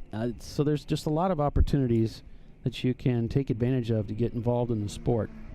Sometimes it's just nice to know that being a girl, I wasn't raised with this sort of thing. I wasn't raised in racing. Most people assume that, your family. My family sent me a text message earlier that they were all going to see the Marvel movie together, and they were sad that I wasn't there. And I was like, what? I'm in a race. I just did 2 stints in a race car. Y'all keep the Marvel movie. Yeah. So I wasn't raised with it. I took my street car out, did some track days, and just worked up from there. So it's totally available. You can do it. Yeah, you can definitely do it. And you don't have to feel like you have to come here or to any racetrack and be Mario Andretti. You can just come out and pedal around the racetrack and have fun at your own pace, and there's nothing wrong with that. It doesn't have to be a big speedway like Charlotte Motor Speedway. There are other tracks, like I particularly prefer Gingerman. I think it's a great track for beginners. It's not overly fast. Yeah. It's a very safe racetrack. If you find yourself off the track, you're not going to find trees and barriers and that kind of thing. And most of the track is open, so it's a little less intimidating. Some of those, those tracks are great places to start off. While as places like Road America, Watkins Glen can be very intimidating. Places like Gingerman Raceway are far less so, and you can get out there and drive not only at your own pace, but you don't find yourself exceeding speeds that you're completely unfamiliar with. Right. Another thing, AMP is really Atlanta Motorsports Park. We go there in the fall. A very technical track, but not a super fast track. Only probably one section of it you get out of third gear, it seems like. But it will definitely teach you a lot about car control and how to take different turns. And there's just a lot you can learn at that one track. And it's a really safe course. I like that one. It's just fun. It's a good equalizer between cars. Yeah, so you just everybody learns at a different pace, right, Tiffany? They have their own. You have the own rate that you learn at, and you want to be comfortable out there, and you'll go fast as soon as you're ready. Yeah. And you just have to start exploring that. It may not be going wheel to wheel right away, but maybe it is. Maybe you're ready to jump in. We have a lot of teams, a lot of drivers that do that. It can be either way, yeah. So you might, and others will say, no, I'm going to start out with HPD, and then I'm going to do autocross. And I'm going to find out what's it like to have a car at the threshold, and get a feel for that. And then from there I'm going to go see an instructor, and I'm going to have him take them out and evaluate me. Help me gain some confidence in myself, and really show me the areas that I need to work on. and then I'll go racing wheel to wheel. There's nothing wrong with that. There's some wisdom to that. But we have a lot of guys that start out that've never raced anything before that start racing with us. Yep. And that's kind of, like I said, a niche market. That's a specialty that ChampCar is really big on. I met a young lady earlier. She was, I think they were pitted next to the team I was driving with, and she wanted to come over and say hello, and she said, it's so great to see, a female driver here. I haven't, she just wanted to meet me, and she said that she's here crewing with the team. And learning about things and helping them, and hopes to be on track one day soon. Yeah, I would hazard to say, Tiffany, and you probably know better than I do because you probably know most of the ladies racing in ChampCar, but I would hazard to say that nearly every race at least half of the races will have at least one woman racing. Oh, yeah. I don't think I've ever been to a ChampCar race. There wasn't a handful of females racing. So there you go. We've got, and you were a part of a team at one point that was an all-female team, right? We had 3 girls and 1 honorary female. I don't think he really likes to be referred to that way, but we thought it was funny since he's about 6'5", and that's funny. Yeah. We didn't really have to worry about anybody messing with us. Yeah, that's where we started off with 3 girls, and then we did kind of an arrive and drive team for a while where we had me and another female, my good friend Allie. We were the main drivers in the car, and then we sold the other seats to up and coming drivers, people who were interested in trying it out. We had several people that never raced ChampCar before. They got a seat with us. They fell in love and went and built their own car, which kind of stunk for us because now we don't have a teammate, and it was obviously somebody that we liked. We put them in our car, right? So, right. But they just added more cars, and they went and made their own team. But they just and so recently, what was that?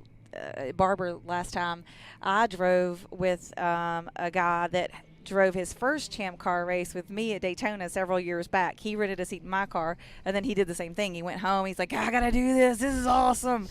Built a car. Went home that day from the race, like the next day when they got back to Atlanta, bought 2 944s, I think. And he and his dad started working on it, and probably 6 months later they entered in a race, and they've been doing it ever since. And then I rented a seat in their car because mine hasn't been working properly lately. And so I just hop in somebody else's car. Yeah. There's a lot of that goes on. People drive other people's car and that sort of thing. Yeah, I enjoy fun. that. I kind of to the point in my hobby that I'm sort of done building cars, and I kind of just like driving with the people I like to drive with. Yeah. I think of it like my own personal driver development, to be able to hop in a car I've never been in before and try to get a feel for it and how fast I can do that. That's a good point, yeah. So I feel like that works exciting. on a skill that I can continue to work on. I drove an E30 for the very first time this weekend. I've only drove one BMW before during a race. So you've come over to the dark side. The dark side has been tempting me. I don't know. It's just only the BMW guys are offering me seats. So I don't know. You go with where you can. I told the team that you're racing with us at the VIR 24. I informed my husband too, so I think it's official. Sweet.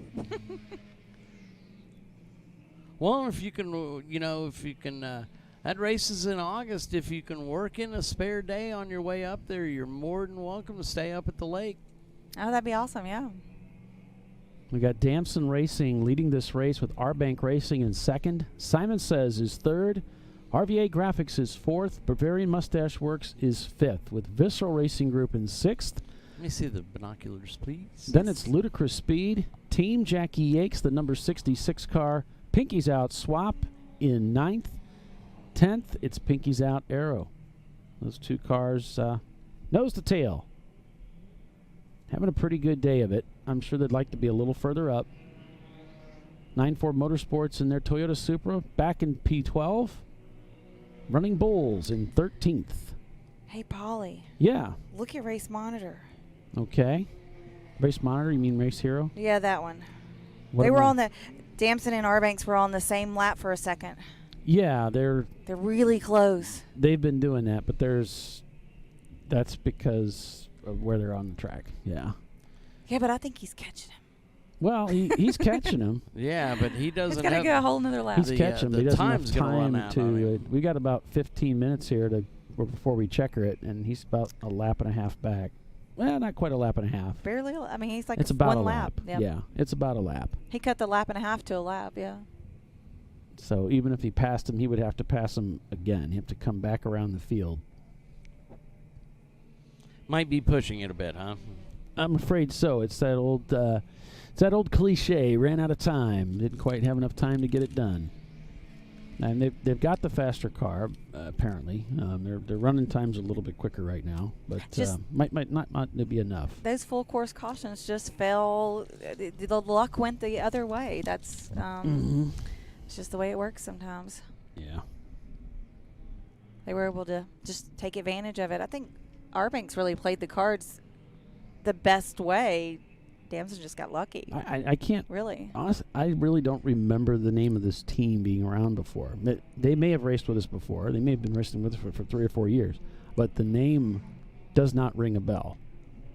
I'm not ringing a ton of bells. But obviously, they wouldn't be in the championship and in the fight for the win if they hadn't. So I'm. They had to place in 2 races. Yeah. I bet Doc Well, probably even knows which one they are. Probably in P1 or something, right? They had to be They had up a towards first. the top. They finished first place in one race and third place in the other. Do you know which races? I don't know that. Okay. I was going to ask Doc when he got back. Yeah. It'd be interesting because I don't recognize the name. Now, they could have changed their name, too. They could have. And it's not about carrying the name. It's the car Right. that qualifies. I just don't recognize it. So if any of you folks that are watching on the broadcast recognize the name and remember where they're from, maybe you know who they are, go ahead and send that information over to me in the chat. I'd be happy to learn something from you, and I can bring that to the show. So 471 laps complete. Under 15 minutes now. Our clock shows 12:35. It's an official lap time or time in the race. They will check her at 11 o'clock. So Dylan over on our YouTube feed is saying he's more than willing to help any team who needs some help, and that he loves ChampCar, and since he fell in love at first taste. So I understand, Dylan. I had the same problem. They need to make maybe we get a support group for our wallets. It's good. It's not just about the racing either. The racing is good. The racing is good. Now, I mean, we all love, but it's about the car people. Car people are similar-minded people, it seems like. Politics out of the way, just people who like the same thing. And there's a lot of camaraderie that goes on with a race weekend. There's a lot of going out to eat dinner and being in the paddock and setting up things, and just it's really a good time the whole weekend. Everybody's planning the week or two before. Well, actually, way before that, but they get a group text going on and talking about things, and it's just being around like-minded people. It's just good. It's a good time. Yeah, I mean, I've been racing a long, long time, and in the earlier part of my racing experience was club racing, where it was just my car and me and my dad, and that's or when I was a little kid, it was our family and my dad racing, and then it was me racing and my dad supporting. But then when I came to ChampCar, this whole team thing was really cool and new, and it took a lot of load of responsibility off. I could enjoy myself more. I really liked it, and I really haven't looked back. I sold my vintage car and said, I'm just going to keep this endurance racing thing going. I mean, it's really a good time. We went to dinner last night with, I think we had all of 19 people. Yeah, see, I'm not really, I'm not into I'm kind of a loner. I like to just. You like to eat dinner with racing. people? No. Okay. I go racing, and then I go back to the hotel. Well, each his own. But I'm not like most people. Most people like the socialization. They like to go out drinking and all that. I'm not there for any of that. I'm there to go racing. But that's just me. That's just the way I'm wired up. I feel like you got to eat, so you might as well have a good convo while you eat, Yeah, I don't. Yeah. It's a good excuse to break your diet. There you go. So 9 minutes, less than 10 minutes remain in the race today. So, folks, if you're at the track and you're listening to us, and you dang sure better be, I mean, right? Victory Lane is going to be back in the registration building, and that's that low-slung building with some carports out in front of it. It's back where you registered your team, and that's where the trophies are going to be awarded. It's towards NASCAR Turn 4. It's a low-slung building. It's gray and white with a red stripe at the top of it. And really, folks, I think you should go to Victory Lane. I mean, this is our national championship. Give these guys credit for running a good, hard race. Yeah. So we hope to see all of you over there. I Yeah. think we're going to do it live. Did we ever determine that? I talked to Bill about it. I told him I thought we should. Yeah. So if we can pull it off, technically we'll do it. Right. Sometimes That's the not technical possible. logistics are Yeah. just not favorable. I know lately we've been doing the impound interviews. He's been recording those and posting them later on the night. But, yeah, hopefully we can make the technology work for us and cover Victory Lane live. Fingers crossed. I think we had 25 teams out here competing for it, and I think it's a nice honor for those teams. Yeah. I mean, this is your national championship. It's your club. Help those guys celebrate. See what they look like without their helmets on. Yeah. We got about 4 to 5 laps left in this 14-hour contest to determine the 2019 national champion for the ChampCar Endurance Series. Now, of course, one of the things that they generally allow teams to go out to the pit wall and cheer their team across the finish line. Well, there is no separation from the pit and the racetrack, so that will not be allowed here. Hey, Doc, do you know where Damson is from, the team, or where they qualified at? Which races or anything? It's on your spreadsheet. On my spreadsheet? Yeah. It has other things it does? Yes, it does. Doc, do you Go over to raw data and look up Damson. Oh, look at that. And here's all the races they competed in. Yes, sir. do you recognize the name? I don't recognize. Oh, the name. I thought we had decided one race it was just a play on words. Damn, son. Okay, I they don't were at the know that. Glen. They were at the Glen. Yep. And Where did they finish? Where did they finish, though? 9th and 65th. So it looks like they had some issues One good once. day, one bad day. Right, and then 3rd at, what does this one stand for? Now, That's- this is the start of the year, and this Oh, it the goes Charlotte towards last the year. end of the year. They finished 3rd last year? Well, that's what it looks like. Visceral Okay, Racing make sure I Group was reading ducks that into right. the pits, Yep, folks. and then keep scrolling. And they had a 9th place at VIR 24. And supposed to have a 1st in there somewhere. There's a 3rd at the VIR in the North track on Sunday, and a 5th on the Saturday. A 5th place finish on the Saturday. Okay, sorry, not trying to be confusing. Is that First their win place on the last race of the year? on the last race of the year, at the Sebring. on Sunday. They had what? They had a first That place. was their first place, Okay. and that put them into the championship. Yep. They put him Incredible. at the top of, So with good numbers. So Incredible. that 1 and 3 is That's is the what- breakoff point. Yep. Visceral Racing Group taking fuel. And I think they're a relatively new team. Last couple of years, I don't recall them, when I first started in the series, but I didn't attend that many races in those early years. They ran 8 races with us last year. Wow. Yep. Now, a couple of those were doubles, of course. Right. But, I mean, Saturday, a Sunday. ninth in the VIR 24, that ain't bad. I'd take No. 9th place after 24 hours of racing. I take finishing. Yeah, exactly. most teams would. That is a feat unto itself. Damson Racing on track to capture the 2019 ChampCar Endurance Series championship title. We've got 6 the minutes. starter in his stand.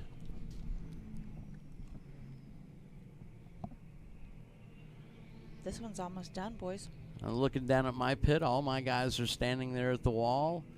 Fastest lap honors for our team is going to go to Mike McCord. He beat my 2 Specky 30 guys. Really? Yeah. Running Bulls right next to them. See the Team Jackie X guys. Always such a nice bunch of folks. Oh, I love that team. I just like to hear them talk. Especially Philippe. Yeah. Women. You know who? That's a lovely accent. I don't think Bubba's here this week. Have you ever met Bubba? Bubba's on Alon's team. Oh, I don't think I know a Bubba. Bubba's got a low voice. And Allison Ney that used Barry to White run, Bubba? Yeah, kind of that voice that's just so southern and so deep. And Allison Ney, who used to crew chief our car, says, every time he talks, he makes my knees weep. Visceral Racing Group still in the pits. Looks like they're looking under the car. And as we saw previously, they're going to have to push start that car to get it out of the pits.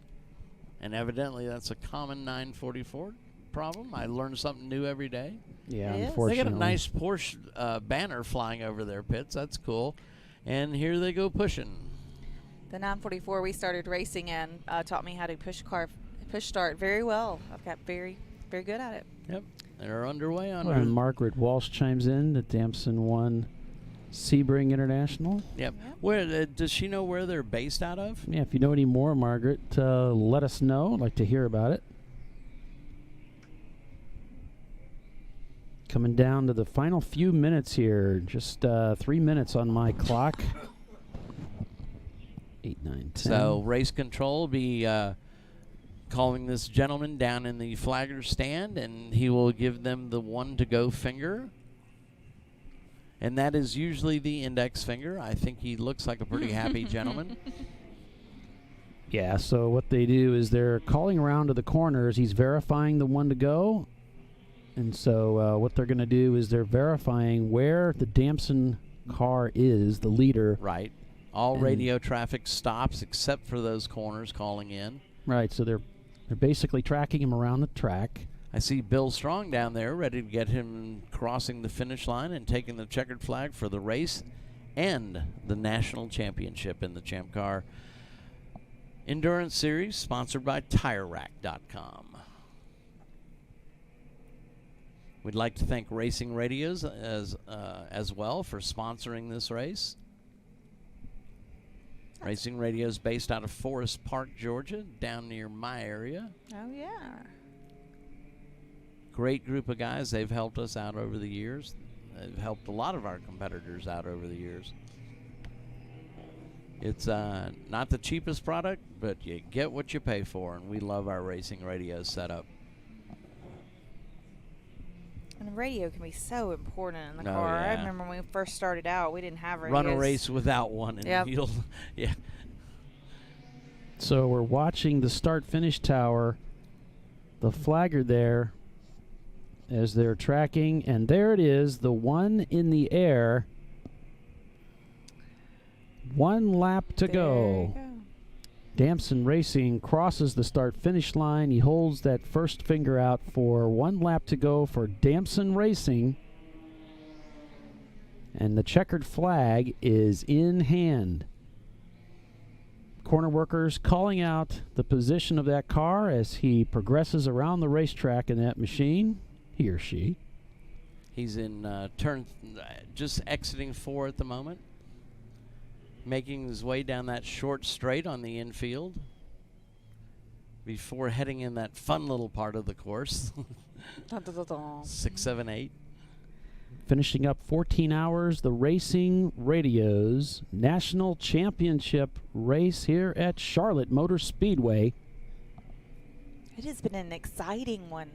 He's our leader is flanked by the Huggies Out swap car, and how fitting, last year's national championship. RVA Graphics is right behind him. Yep. So this is going to be the passing of the torch, as it were. Really is. It is. How cool is that? That is pretty cool. Just waiting for the leader to come down here. He's going to get to checker vicariously, right? Yeah. Oh, no, he's going to try to pass him. No. He's coming for it. No, he is. wouldn't. Well, How he did it. mean. He's like, no, I want it first. And here it comes, ladies and gentlemen. The checkered flag is in the air, and it flies for the number 346 of Damson Racing, who takes the 2019 National Championship title for the ChampCar Endurance Series. Yeah, unofficially, of course. But it was awesome. Great call on the finish. So it's Damson Racing taking the win with Arbank Racing, provisionally second. Then it's Simon Says, RVA Graphics, the number 1 car, taking fourth. Then it's Bavarian Mustache Works in fifth. Ludicrous Speed, Team Jackie Yakes, the 66 car, in seventh. Visceral Racing Group, they were able to get that car back out of the pits, so they should take eighth spot.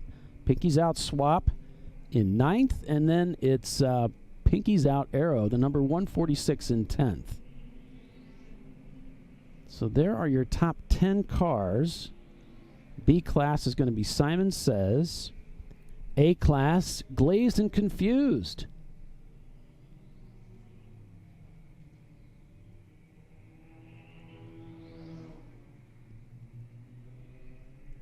And I'm looking through here for a D-Class car. I think it's going to be Bliss Racing down in 39th. I was just over there when they were going through the list, and that name doesn't ring a bell. Well, they're here. They're in 39th. Yeah, and is our first D-Place car? Yeah. Okay. Wow. That was quite a race. Yeah. That's one that Robin's going to regret slipped out of their hands on that last full course yellow. Now, there was nearly nothing he could do about it. No, absolutely not. And like I said, I'm sure he's had the advantage go his way as well. Yeah. I wish that made it easier. No, it doesn't. It never makes it easier. In the moment, you're just doing you're playing your best hand. Yep. And well, they ran a great race. Of course, they did a great so job. So did Damson. So did Damson, and they were able to push deep enough, and they got that yellow, and it all worked out. Pitted under yellow, they were down on laps, but that yellow turned the race around for them, and it just was not enough time for Arbank to make up the deficit of 2 laps, gaining a couple seconds at a time per lap. Just wasn't going to happen. So a fantastic race run here this weekend by these guys.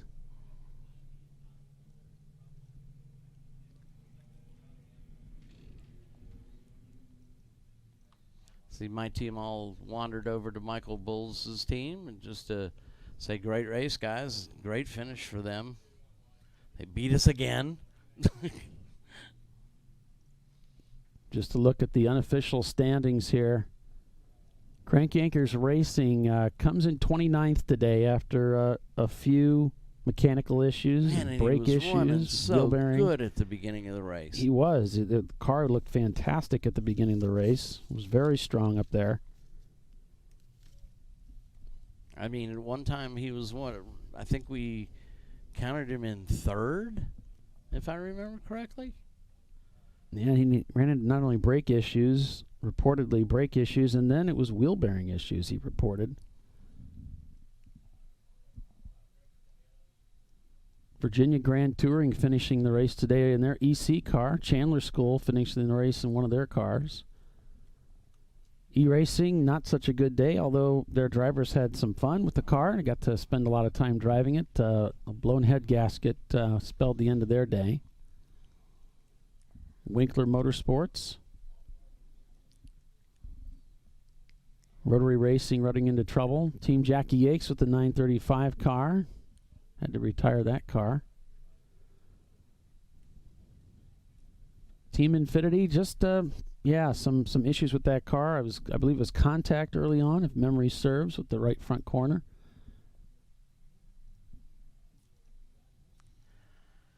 Well, considering my team's problems, I'll take that 20th place. Wow, that's pretty cool. Yeah, another good 20th spot for Doc. Looking at the class finishes, Class A sponsored by Krispy Kreme Donuts. It's glazed and confused. How about that? Then Thunderbolt Racing and All Roads Racing. Then to B class, sponsored by DiscoveryParts.com. Simon Says, Booksmart Motorsports, and Roadkill Zombies. Also think it's pretty cool. Running Bulls passed up Daytona to race a new track, and this is the track they picked. So got a nice, 14th place? Yeah, they're playing it smart. It seems to have paid off for them. They just don't make very many mistakes. Money Shift Racing sponsors our C-Class, and their finishing position, top 3, was Damson Racing, R-Bank Racing in the Saab, and then RVA Graphics and Wraps in the number 1 car. That pesky Saab. And D-Class, it was Bliss Racing, Broken 60 Seconds, and Team Infinity. Ed's car. Yeah, Saw man. him in and out of the paddock virtually all race. No. Got Easy that all for you out. to say.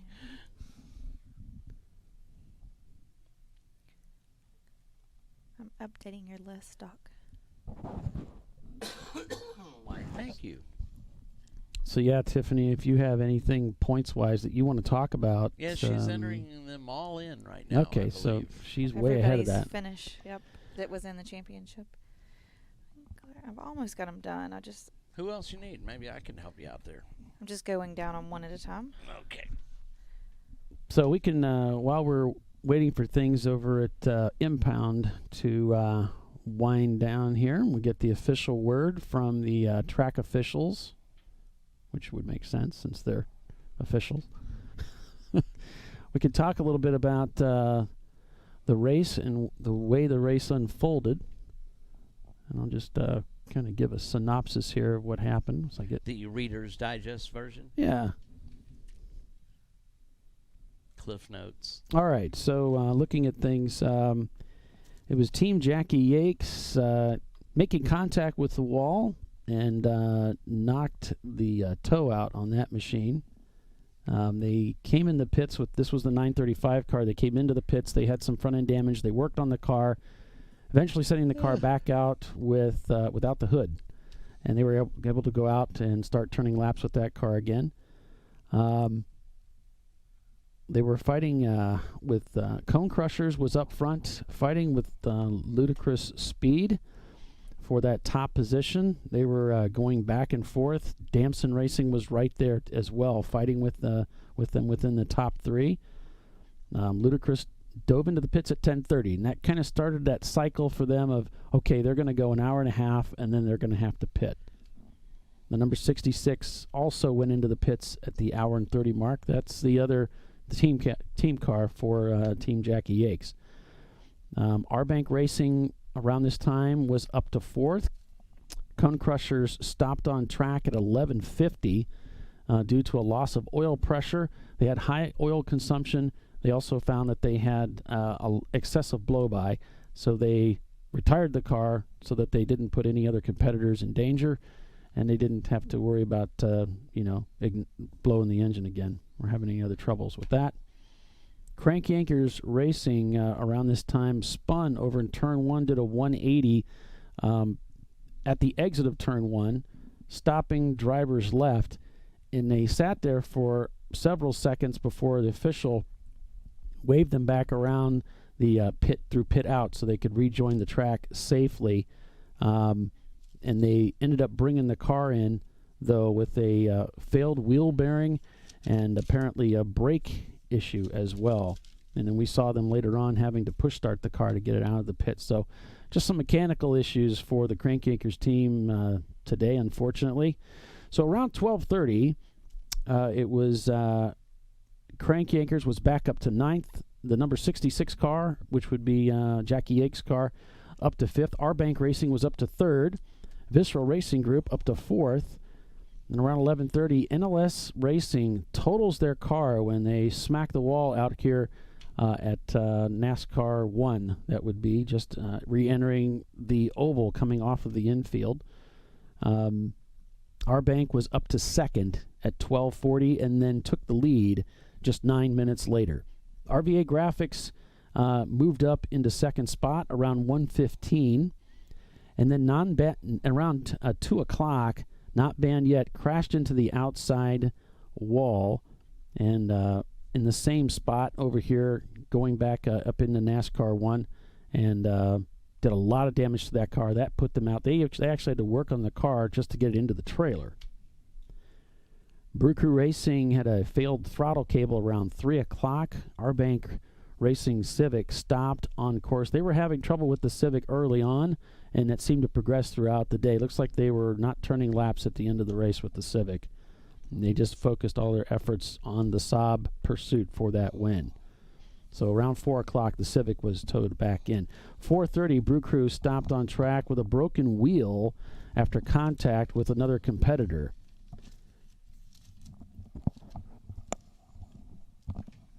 I mean, it looks like Winkler. Can't recall what the issue was there, but there was something that was lost. So around 7:30.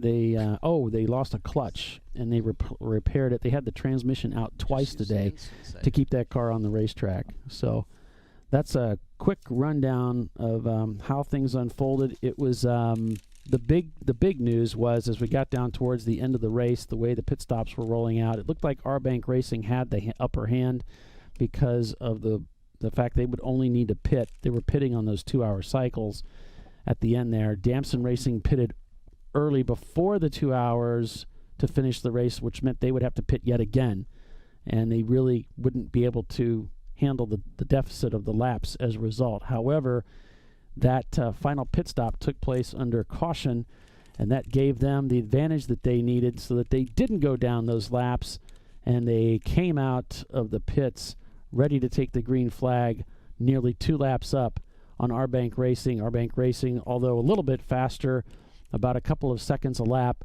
it wasn't enough that Our Bank could overcome that deficit within that stint and overtake them before the end of the race. So as it stands right now unofficially, Damson Racing is the 2019 ChampCar Endurance Series champion. Yep. It's Our Bank Racing finishes second. Paulie, we've got those results. Oops. Oh, you've got them? Yeah, we've got those results. Okay, Tiffany's so been working her fingers to the very bone. Pass it over to you, Tiffany. All right. What's the story? Well, I think she's going to make me do it. So we've got Damson Racing. They ended up the year with 5 points. It's, of course, the lowest points win.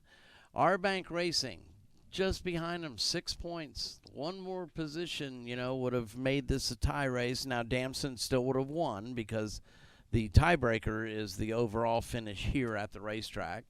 So then we've got Pinky's Out, the Swap Car, and Visceral Racing tied for third place with 11 points. Then we've got, Simon Says with 12 points. There's 3 teams with 13 points. Pinky's Out Aero, the Bavarian Mustache Works, and RVA Graphics and Wraps. Then we have 9-4 Motorsports, 9th place with 14 points. Team Jackie X, the GT30, in 10th place with 16 points.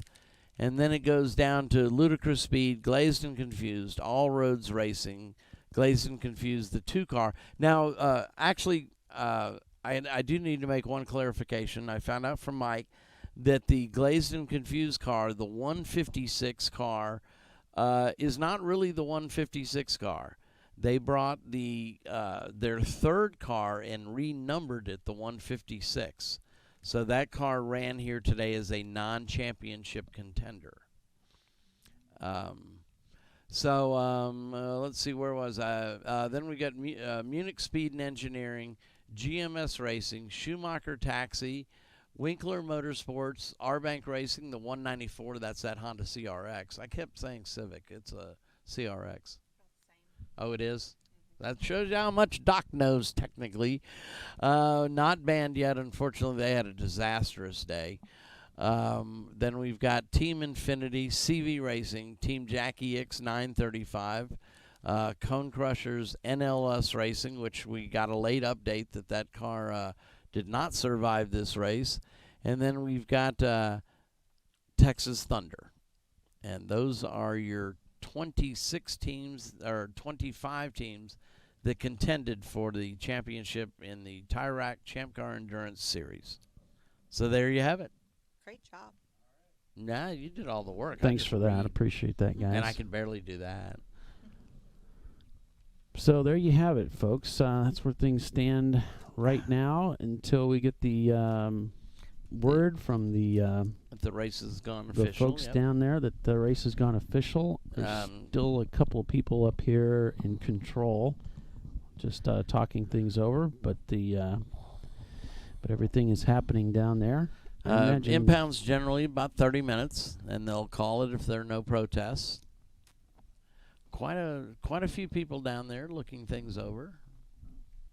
But I think one of the great storylines, Paulie, is Damson Racing gets that first place position that put them into the championship at the last race of the year. That's just crazy, you know. And then here they come, they show up and they bring a car that can win it, and they do manage to do it. And it wasn't like they spanked the field. It wasn't like they came out here and dominated this race. They were in the top 3. Yeah, they ran good all day. They did. They had themselves in position, and then the yellows, that last yellow brought everything right into their lap. Yep. And they did not falter. They didn't fall apart out there. They did not choke. They parlayed a great race. And again, I don't have all my records, but I believe Damson's a relatively new team to our series within the last few years. I would go that far, unless they're like a conglomerate of other teams or something, because I think I remember talking about them at the VIR race like just 2 years ago. And again, I don't have my records. I can't log into my database because the idiot Doc forgot his password. But yeah, it's. I just don't recall mentioning them and seeing their results, because I looked at when I first started my team, we looked at the cars that were finishing up front, and if they were in our area, we kind of went out and checked their operation out and see what they were doing. And a great way to do that, folks, if you're thinking about getting involved in the Tire Rack ChampCar Endurance Series, come out here and be a marshal. You get to see what the good teams do, what the teams that are struggling, what they're doing wrong. You can talk to the guys. Guys are always, you want to talk to a guy about a car, you can't get them to shut up,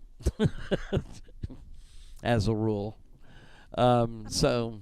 Most of us use our cars like our kids, right? Yeah. And plus, I mean, you do a marshalling gig with us, you get ChampCar credits to your first entry, or any of your entries, for that matter. They feed you, staff is great to work with. You get to know them, understand how they like things done. So if you do enter the race, you know the officials. And so if you do something wrong, it makes the conversation a little bit easier, maybe. Good point. I mean, and you learn something. So, but it's nice. Learn a lot by other people's mistakes. Oh yeah, absolutely. You would think I would be perfect then by now, huh? It's amazing what you can learn by your own mistakes too. Yeah. Not that I really want to get into that. No. Those teachable moments. Is that it? Let's just say that nobody's exempt. No, absolutely not. No, you learn something new every day. Yeah. So I was looking on Facebook briefly, and Visceral Racing, I don't know if we knew this, but they broke their exhaust early in the race, and it was pointed out their fuel, and then they think that's where the floorboard was getting extremely hot. It was right underneath the driver's feet. And then they think that's why the starter went on that car, because I know nothing about the layout of a 944, but it's evident on our car that's about right where it is by the driver's feet, because it attaches onto the front of the bell housing. So I assume that's the way a 944 works as well, right? Well, it probably does. And when it comes to starters getting cooked, it's probably because the starter's proximity to where the exhaust manifold or header is. Right. They're probably getting baked, and over a period of time, it'll ruin them. So, Okay, so on an E30, the exhaust bank is on the right side of the car. yeah, it's on the opposite side, so that's Gotcha. perfect Yeah. engineering. But unfortunately, the 44, these 944s struggle with that. So, yeah. Yeah, it's a pretty common thing. You just push them. They'll start. You up. just push them. You just push them. I don't like pushing cars. Then you It's replace your hard. starter frequently. That's about all you can do, and then hope it doesn't get just Right. cooked during the race. But they, I'm not a 944 expert either, and they may be able to say there's nothing you can do about it. You can buy good starters, heat shields. And that's about all you can do. I think we did both of those on our original 944. Yeah. Yeah. My husband heat shielded it and everything. We just learned to push it to start Yeah. about halfway through the race. You're just prepared after the fuel stop and everything. You made sure you were there and ready to push in case they Right. needed it. And Rose Pritt commenting here, 9-4 Racing really proud of holding their spot to the end. Yeah, 9-4 had a good race. They did. I know that Brian said he was a little disappointed with the contact that they had. They had some multiple contact early in the race, but they did have a good race. It was very busy, and Tiffany happened to notice it looked like the guys were driving kind of aggressive. They were really pushing those cars around this racetrack, and so there is going to be a little bit of contact. Well, I mean, not only is our car fast, but so's our tow rig. He passed me on 85 North coming up here, and it's one of Okay. those huge, long trailers. Yeah. Yeah. The 3-axle thing. Well, I mean, consider it holds the Toyota Supra and the SC300 Lexus. When they bring both, yeah. Yeah. So, and it's funny because he and I are often the first two people at a track. We were the first at Daytona. Last year, we were the first two teams at NCM. So they're like me. I like to get to the track and not be hurried, because there's enough work to do during the weekend. Trust me. The chaos is just now starting. I don't care how well prepared you are. There's still some moments of chaos out there. Right. It's good to go ahead and get there and get Yep. relaxed. I Yep. mean, chill for a bit. And geez, what if your tow rigs break down? I believe you had an extra stop on the way up Yeah, here, too. yeah. I had a tire go down on the trailer, the right rear. Stuff happens. Yep. Luckily, I was very close to my good friends, Running Bulls Racing, up where Michael Bulls. I was literally at his exit, and I completely spaced on the fact that I have two 8-ton bottle jacks in the trailer, and I was trying to lift that poor trailer with our Harbor Freight, $49 jack, and it just it wasn't happening. And it's the hardest workout I've had in a while was trying to jack that car up with that silly thing. It's great for jacking the E30 up, but not so much that trailer. Trailer with the E30 in it? So I called Michael Bulls. He says, "Yeah, I'm dropping one of my foster children off at school. As soon as I can, I'll be there." Because he has about a dozen of those, right? Yeah, I think he's had up to a dozen. I think right now he's got 9 or something, I believe, is what he told me the last time we spent any time talking. So him and his wife, man, Michael volunteers at his church's bazaar and stuff. So he's just a fun person to travel with. I've done 2 long tows with him, both to Sebring. When he was running their car and the John Allen Special car. Well, I was just thinking back to yesterday as I was walking through the garage, which is one of the funnest, most enjoyable things that I can do. Yeah. And even the weather was beautiful too. Seeing all the cars that we see on TV on the show, Right.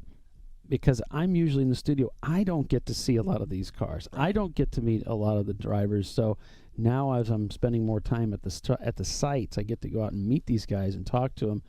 I was talking to my buddy Ilan, and I saw the 9.4 Supra, and it was the only car that had nobody around it, and it had a car cover over it. I mean, that's a car that's completely prepared. Right. I mean, and that's 9.4 Motorsports. Yeah. I mean, these guys show up. I think they're based in the completely ready. Florida Panhandle, if I remember correctly. Okay. All right. Tallahassee or something along those lines. Yeah, the atmosphere in the garage the day before, it's a lot of fun. It's fun. You get to see these guys. Maybe you only see a team, maybe twice a year. Right. And so it's good to renew old friendships, and oh yeah, my buddy Evan Horner's here. Flew in from Washington State to race with Ben Schott and one of the other teams, the RX-7, I think, that didn't do too well. Right. My buddy Tyler was here. I got to see Ben again. I hadn't seen Ben in about a couple years. So it was great. You've got teams that are working on their cars. Many of them are working on their cars. But some of them aren't. They're just waiting for race day. There's always several cars in tech. Yeah, you get to check over the builds, look around. Yeah, you can kick the tires and talk to the guys and learn some things. And I've recommended this before. If you're interested in doing a build, it's great to come out to the racetrack and talk to these guys, and that's a perfect time to do it. Right. And again, on the builds, you can go over and observe teching cars. Yeah, that's and see what they're looking at. That's so valuable. Yeah. You have time. Everybody has time. During race day, nobody has time. They're busy. Right. But that Friday is golden day. If you're interested in doing a build, to come out and be a part of that, that's the time to come. Yeah. But of course, if you're going to be here, you might as well volunteer during the race weekend so that you get those race credits. Yeah. So get a decent meal. I won't say how much it is because I don't know for sure, but it's usually around $100 or $200 of credits, right? It's usually like $200. Okay. I think. That sounds about right. I haven't volunteered in a while because the ChampCar Live people keep me pretty much occupied. Yeah. See, in case you folks don't know, Doc is the VP of ChampCar, and he's secretary. Right? If nothing else, Depending folks, on your this title. should renew your faith in the Peter Principle. Okay. Yeah, where the incompetent rise to the highest position they can. So, not just another pretty face is what I'm getting at. Not just another pretty face. And that, of course, that golden voice. Yeah, right. Developed over decades of smoking cigarettes. Yeah, we're still waiting on an official word. I got a feeling that everyone's forgotten about us and probably isn't going to bother to tell us. But they're all still standing down there. They're probably eating ice cream. So there's there It's may be a chilly protest out there right now. Let's see who. Maybe I can see who they're gathered around. See if you can see Bill on there. There are a lot of cars around the Damson car. A lot of people around. A lot of people around. They were around a lot of cars earlier today. Right. So there's a lot of people looking over that car. There's a pretty big group over near Simon Says. Again, a lot of guys. We don't see that car all that often. Simon Says doesn't run the 8 races that Damson runs. They usually run about 2 or 3 a year. We still got about 60 people or so watching on the show. That the Damson car is to the camera right. Okay, so that's the direction of travel. They bring the cars into the pits and they stage them there. We call it impound. It's a common phrase used throughout motorsports. And so I think Doc described it earlier. The cars are stopped. They raise the cars up on jacks. It's the responsibility of the team to do this. Remove the tires, and I think you open the trunk and the hood or something. Yes. And it's not so that all your competitors can crawl underneath your car and get their hands on everything. No. This is done by the officials, but the competitors can stand by and look. Yes. They're not allowed to crawl under the cars. There's some rules there. That's more or less, I would bet, simply a liability issue. Oh, okay. You know. So that's what's happening here, and the way it works is if there are no protests, then once tech goes through and inspects each of the cars, they look for anything there's a tech sheet that's supposed to be put on the windshield of how you tech the car, and that tech sheet is compared with what the tech inspector sees on the car, and if everything looks kosher and there are no protests, then he will eventually call it official. Usually Yes. it takes about 30 minutes. Yeah. And then he calls it official, and then at that point, it's done. The race is it is in stone. Signed, sealed, and delivered. Regardless of whether you liked it or not. Now if there's a protest, and this is where it gets sticky, it can be a protest. ChampCar can protest the car, or a competitor can protest the car, and depending on the protest, what it is, it can be many different things. That can draw this process out until it's determined one way or another whether that car will be disqualified or moved to EC, or Right. they can be bumped. They can be given laps, which would bump them down the field. Right. And this is at the discretion One of of the race interesting director. things we saw, of course, at Sebring was they required one of the BMWs to lay some rubber on pit road. No, that it wasn't a requirement, Doc. That was an idea. This was an idea by the owner. He thought they said, "Hey, we think you that's have right. positive traction differential." She says, "Wait! I know I don't. In fact, I'll go out here and Right. I'll single wheel peel this. I'll show you." And lo and Well, behold, that doesn't really work when you have pretty equal traction. You actually will break both tires loose, but obviously he didn't spend as much time at the drag strip as I did, knowing that's not going to help you. So unfortunately, they had to come up with another method, and they found that it's not. It's an open diff. they finally went back to their paddock and they removed the diff cover and looked in there and decided that it was not what the competitor that protested thought. Right. It was, and I am the least mechanically inclined kind of guy, and diffs frankly scare me. Yeah. And they can sense fear. Did you know that? Diffs are sentient. They have achieved sentience. They can smell it. They can smell fear. But anyway, several people looked at it. I believe Tyler was one of them. Tyler's a very knowledgeable guy about what he was looking at in a BMW rear diff. Mm-hmm. And the way that the guy had shimmed it, or the alignment of the plates in there, was deemed legal. What he had done was legal. He hadn't modified it, or he had modified it, but within our rules. Yeah. So they said, nope, you're good. Yeah, I mean, if it's not a positive traction diff, it's not. It wasn't a problem. So anyway, that's just an example of some things that can happen. There's, any number of things that can be protested, but that's the general process. And with teams still standing around the cars, it would seem that this race has not been called official, and it's going on a litn't bit longer than what can be considered normal. Now it looks like Ray and Jay, and I believe that's Dana, are back looking. I believe that's the Simon Says car they're standing around. Well, Dana's up to my left here, so. Oh, okay, so that's not Dana. It's another tall, distinguished-looking gentleman. Gosh, I hope Dana heard that. I could use some brownie points with Dana. Yeah. So and this is huge, because if they are being protested, if the leader's being protested, and if it holds valid, that's going to give Arbank Racing the win of this race. And there's a lot of ifs there. There's a lot of big ifs. I don't know what's happening down there. Yeah, we have no way of knowing. I wish Bill was live.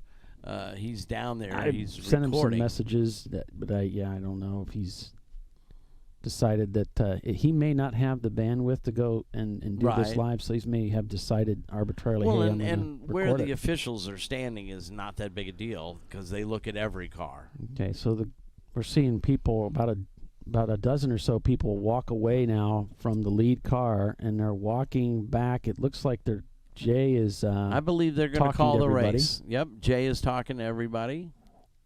He'll ask, anybody have any protests before I call this race official?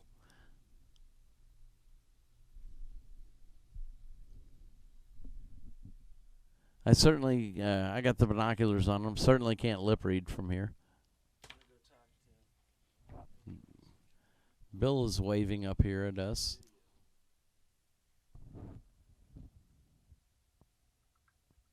Oh.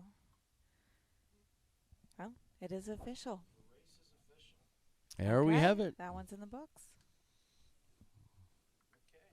So there we have it, folks. The race is official, been deemed official. Damson Racing does indeed capture the 2019 title for the ChampCar Endurance Series.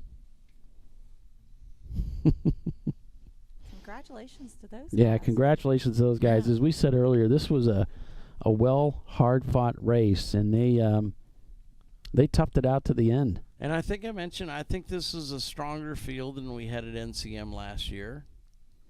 I'm trying to remember, like I remember what They're happened always yesterday. a strong field. Yeah, for the championship, yeah. But I think we had about 5 or so more cars. I'm trying to think of how many we had at NCM. But I mean, to tell you the truth, we do so many of these. Y'all have better memories than me because mine tend to get a little fuzzy, and all these races start running together. Slightly.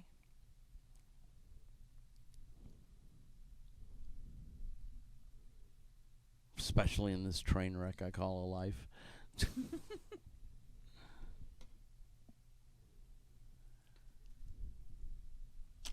So they'll give these guys about 10, 15 minutes or so, get those wheels back on, maybe get the car back to their trailer or their garage, and everybody's going to wander over for the trophy presentation. I hope a lot of people attend that.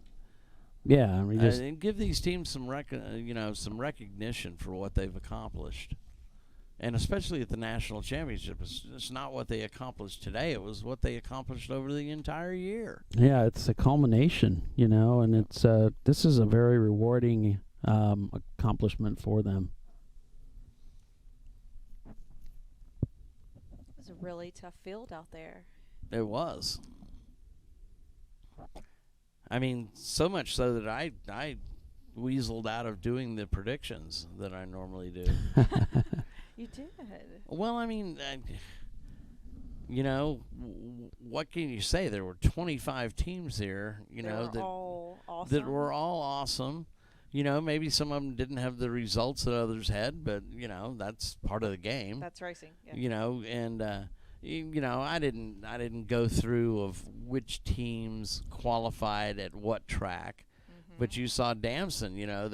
They contested the VIR 24, Watkins Glen. I can't remember if you said Daytona or not, but those are some pretty tough races. Yeah. Sebring, the track beat you up, and again, they won. They got their first place finish, which vaulted them near the top of the standings, so they could compete with our bank at on the last race of the year. On the Sunday, yeah. On the Sunday. The very last race of the year. Just interesting. And they got the vault, they jumped into this like for real. They were at the top 3 most of, a good part of this afternoon.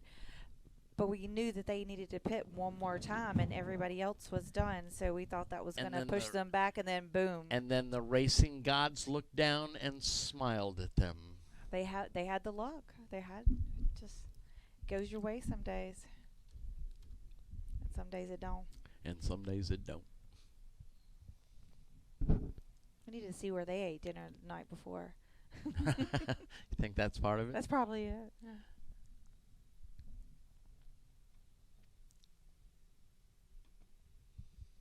How'd you think the layout worked? I liked it. You like it without the chicanes? I never drove it with it, but That's yeah, true. I liked it. More cones survived this race. Except the 4 blue ones, 3 blue ones. 3 blue ones bit the dust. Yep. Okay. They're back on duty, though. Those Okay. cones, they're tough. They are. Like I said, when I hit them over and before I got to turn 3, I carried one of them all the way to turn 4 at speed. and I knew I was going to get a black flag, so I just came in right away. Looks Looks like there goes the Damson car there. Yeah.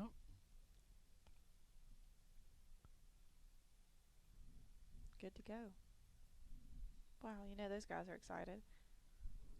Yeah, I bet. Like, those I mean, of trophies course, were any awesome. yeah. That have you seen the trophy? The Yes, it thing, looks amazing. Oh well, of course you did. You were at the board of directors meeting. Duh. That trophy is huge. And Paulie said he had to put it. Did you put it together, Paulie? I helped assemble it. Yeah. Helped. Okay. Yeah. It was it's a very cool trophy. super. But yeah, I mean, of course, any champion, you know, it was a rough road to get there and stuff. But I mean, we have almost 700 cars in our series. Wow, that's a lot of cars. So, you know, to come out on top of that many cars, that's kind of cool. It doesn't pay very much. Not compared to, say, you know, our current NASCAR champion, whoever that is. I don't know. I don't follow I that think sport. it's Joey Logano? I don't know. Anyway, but, man, and he beat a strong field out here. 70 cars, a third of them championship contenders. And cars that you instantly recognize if you follow this series at all. Right. You know, Cone Crushers, Simon Says, Team Jackie X, 9-4 Motorsports, R-Bank Racing. You know, these are storied teams in ChampCar Endurance Series history. And ones that, you know, if you do the broadcast, you're constantly mentioning because they're usually up near the front wherever they go. So just a few cars left on pit road. They're making some laps in that. In the safety vehicle, yeah. Yeah, they're looking over the track. He's just having fun. No, he's working. Yeah, no, he's working. So he's on cone pickup duty. R-Bank and RVA Graphics and Wraps are still sitting back there. And I'm sure they're telling great stories. RVA Graphics and Wraps, of course, won the national championship last year and won this race here. And now it's switched. So they're doing a little bench racing. There may be beer involved. There may not be. I'm feeling a little jealous.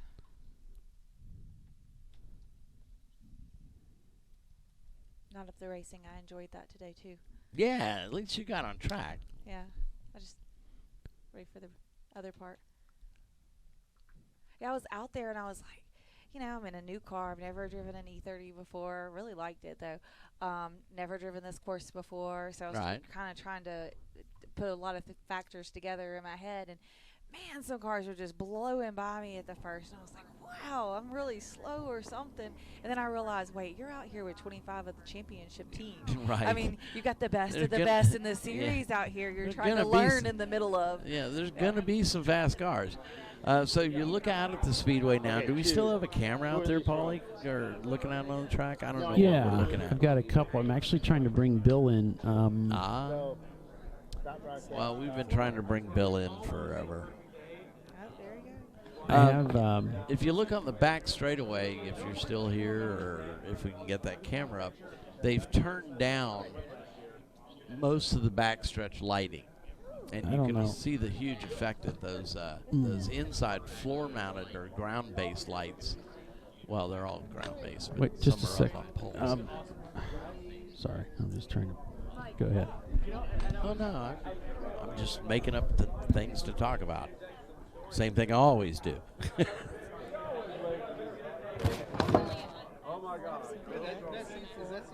Oh, something says Michael Chiswick on it. I took the winner's table. Gift. All right. Move on there. It's actually Michael Chiswick.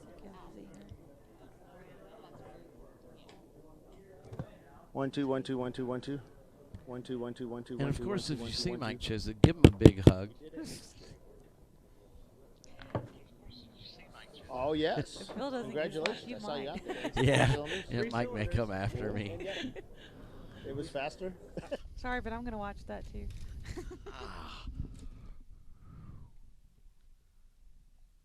3 laps. Okay. They ran the whole race and did 330 laps. So if we run the whole race on 3 cylinders, Margaret yeah. Walsh says That's right. that. How would you pronounce that? What? Nistec? Oh, Nistec? that. Proud to be a small part of Davidson Racing. I'm sorry, your font is way too small for me. Let's see what I can do about that. Oh, nothing, apparently. Well, I'm glad you're part of that team, too. There, we got it. Never mind, I should stop messing with it. It's just making it worse. What have you done? Okay. I hope that Touch the technology. it was just a little bit Now of I a have challenge it. to get Okay, this good. audio. So we've got Bill Strong, who's down there. And I apologize. The audio's a little wonky. So's Bill. Fits right in. Fits right in with the audio. All right, everybody. 11:45 p.m. Saturday night.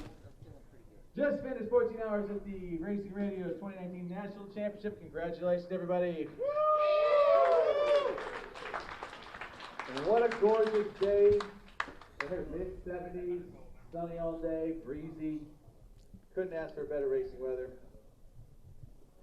You have a transponder on your car? I believe we only have one missing. Okay, so we've already talked to them. We don't need to go into that. I know it had to finish, yes. Thank you to Charlotte Motor Speedway, the EMS guys, the corner workers, and our volunteers this weekend for putting this on for us. Big round of applause. These are the days that the volunteers love working. They hate working those blustery days of Road America, the scorching days down in the south. All right, awards. We'll get right into it here. We have a lot of extra awards this race from our sponsors. Being a championship race, we have a lot of extra awards for winning cars who won something. It's, as they say, the winner goes the spoils. So we'll get into it here. All right, I have got, to start things off, a little extra award for a team that caught my attention. This is their second race, but their first race was here a year ago. Didn't go well at all. This race was a slight improvement. Started off kind of rough, and they worked through some troubles very slow, but they kept at it, tried to stay on everybody else's way all day. And as a team that built a car with homeschool children, they had a lot to learn. This is all sorts of data today that they can take back and improve on. But I'm just really happy that they kept their nose to the grindstone, kept the car out there, kept it everybody's way, and like to reward that type of initiative. So we've got a teething award for the Nova Homeschool GT team, the BMW Z3. Come on up, guys.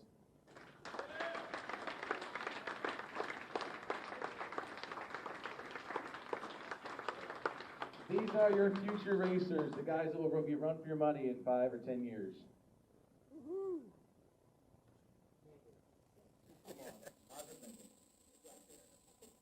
There you go. Squeeze together, guys.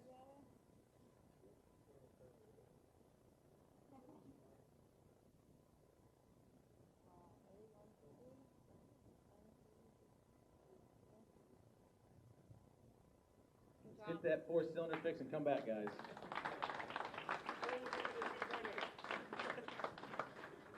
All right, next we have an award for our top finishing EC car. This car actually was at Daytona 2 weeks ago and was the top overall car. Not as smooth of a day for them today, but they still were the top EC car. We have a trophy for them, and Racing Radios is giving them a 2-way headset. So, car 80, CMD Automotive.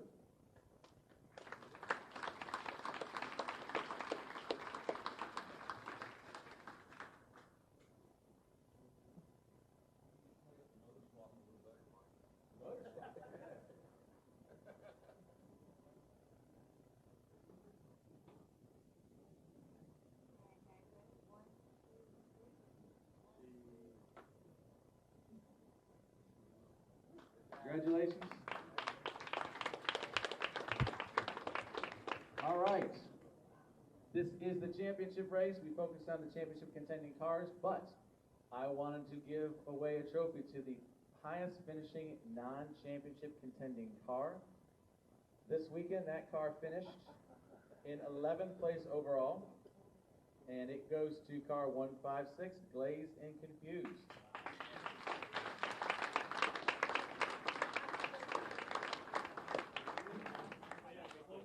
They're loading up. We might stay up here because you also ended up being the A-Class winner for the day, highest finishing A-Class car. So we've got a little A-Class trophy for you, and Racing Radios would like you guys to have a two-way headset as well for your class win.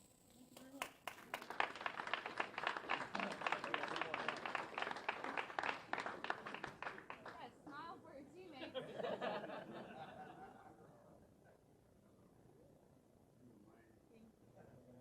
Good job, guys. Moving on with our class winners. Today's Class B winner, Simon Says. We got a little trophy for that. And Racing Radio's two-way radio headsets.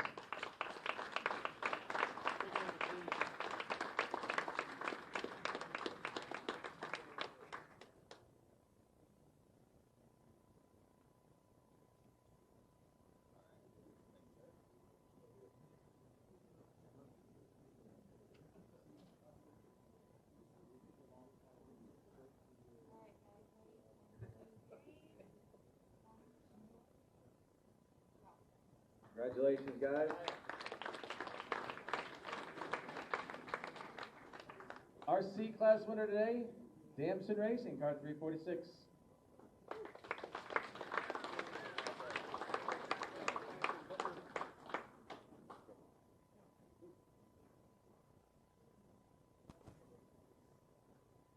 Come on, zip up the uniform, man. That way. There you go.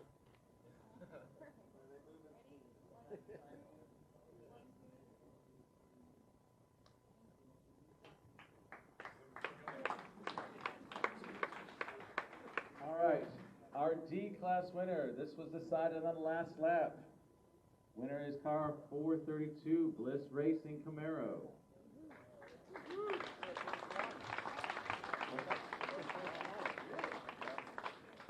Got a Racing Radio two-way headset for you guys as well.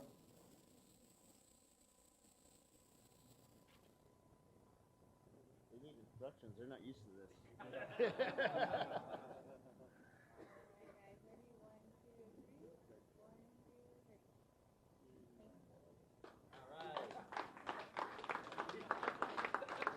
All right, because of the championship, we are going to give some stuff out a little deeper than the usual top three. So we're going to go back to 5th place. Well, I don't have a trophy for 5th place. We do have a Lifeline gift certificate worth $100. 5th place car 662, Bavarian Mustache Works.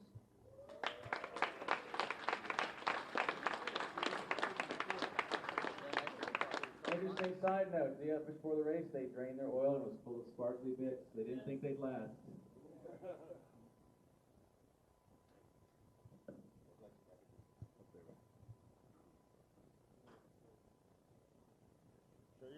Show your award.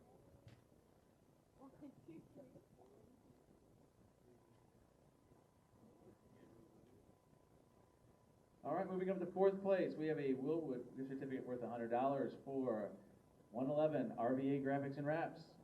Well, it is the last day they're 1. After this, they're 111, so they're old number. It was a good run for the 1. Congratulations, guys.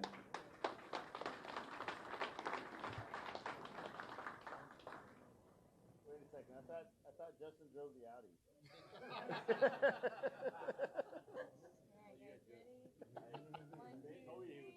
RVA was last year's national championship at NCM, that museum, Corvette Museum. All right, 3rd place. We've got a trophy, and we've got an RVA Graphics and Wraps logo pack, so that you can get your car decaled up with some professional looking graphics. Car 63, Simon Says.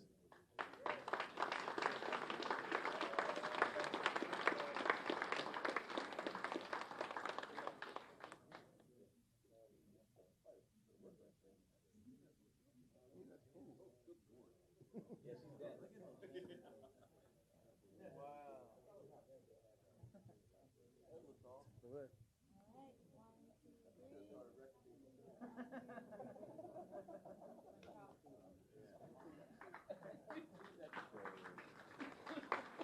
All right. In second place, we have a Racing Radio two-way headset. We have a Lifeline fire suppression system complete in the box, and a second place trophy goes to car number 90, Our Bank Racing.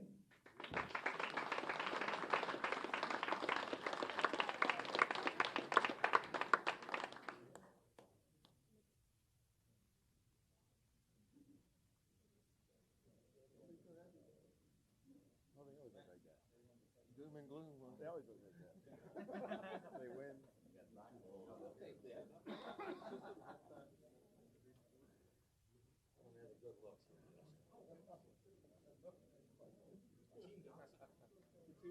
See, now you can get a ChampCar participant patch for your uniform.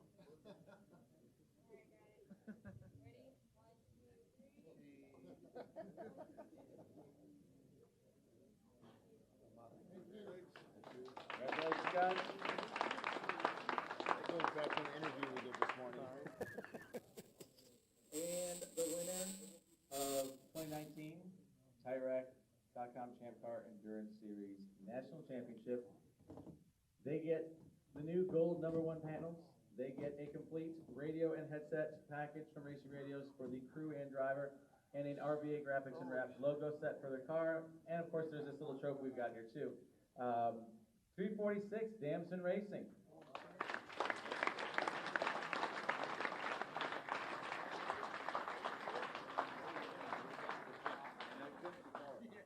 Don't poke your eye out.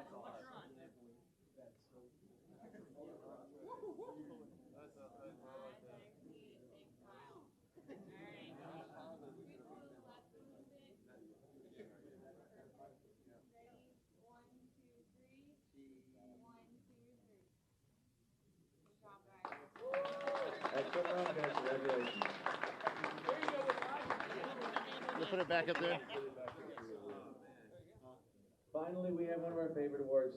We have the Chandler School Sportsmanship Award, the trophy we give to a team that exemplifies positive attitude, great sportsmanship. They're a pleasure to have around the track. This is a team that run with us for a long time. I believe they set an excellent example to new racers teams that come in, as well as veteran racers around them. They run a clean race on track. They run a clean, organized pits. Always organized, good to work with. When I have questions, they're there. And they're always just short of that podium. They're going to get it. I know they're going to get it soon. And so this weekend, I want to recognize them for all the good ambassador work they've done for the series. Car number 160, Running Bulls Racing.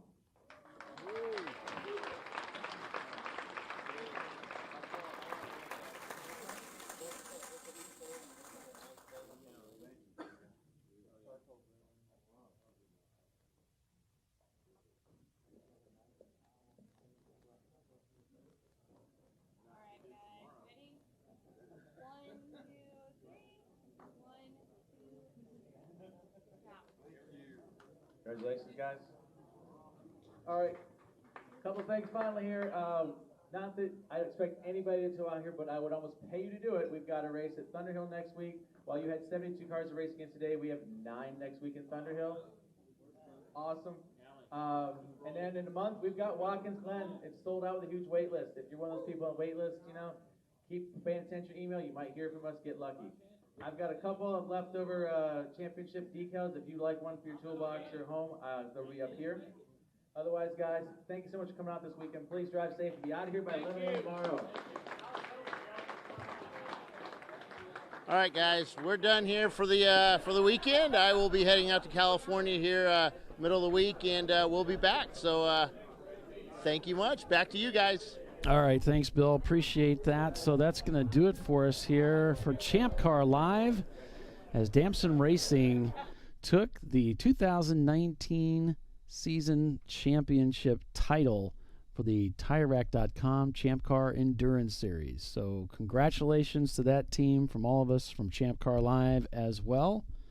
So that's going to do it for us, folks. So for Tiffany Alexander, Doc Waldrop, Bill Strong, signing off for now. We'll be back broadcasting live for the race at Watkins Glen. Until then, we'll see you later, everybody. Take it easy.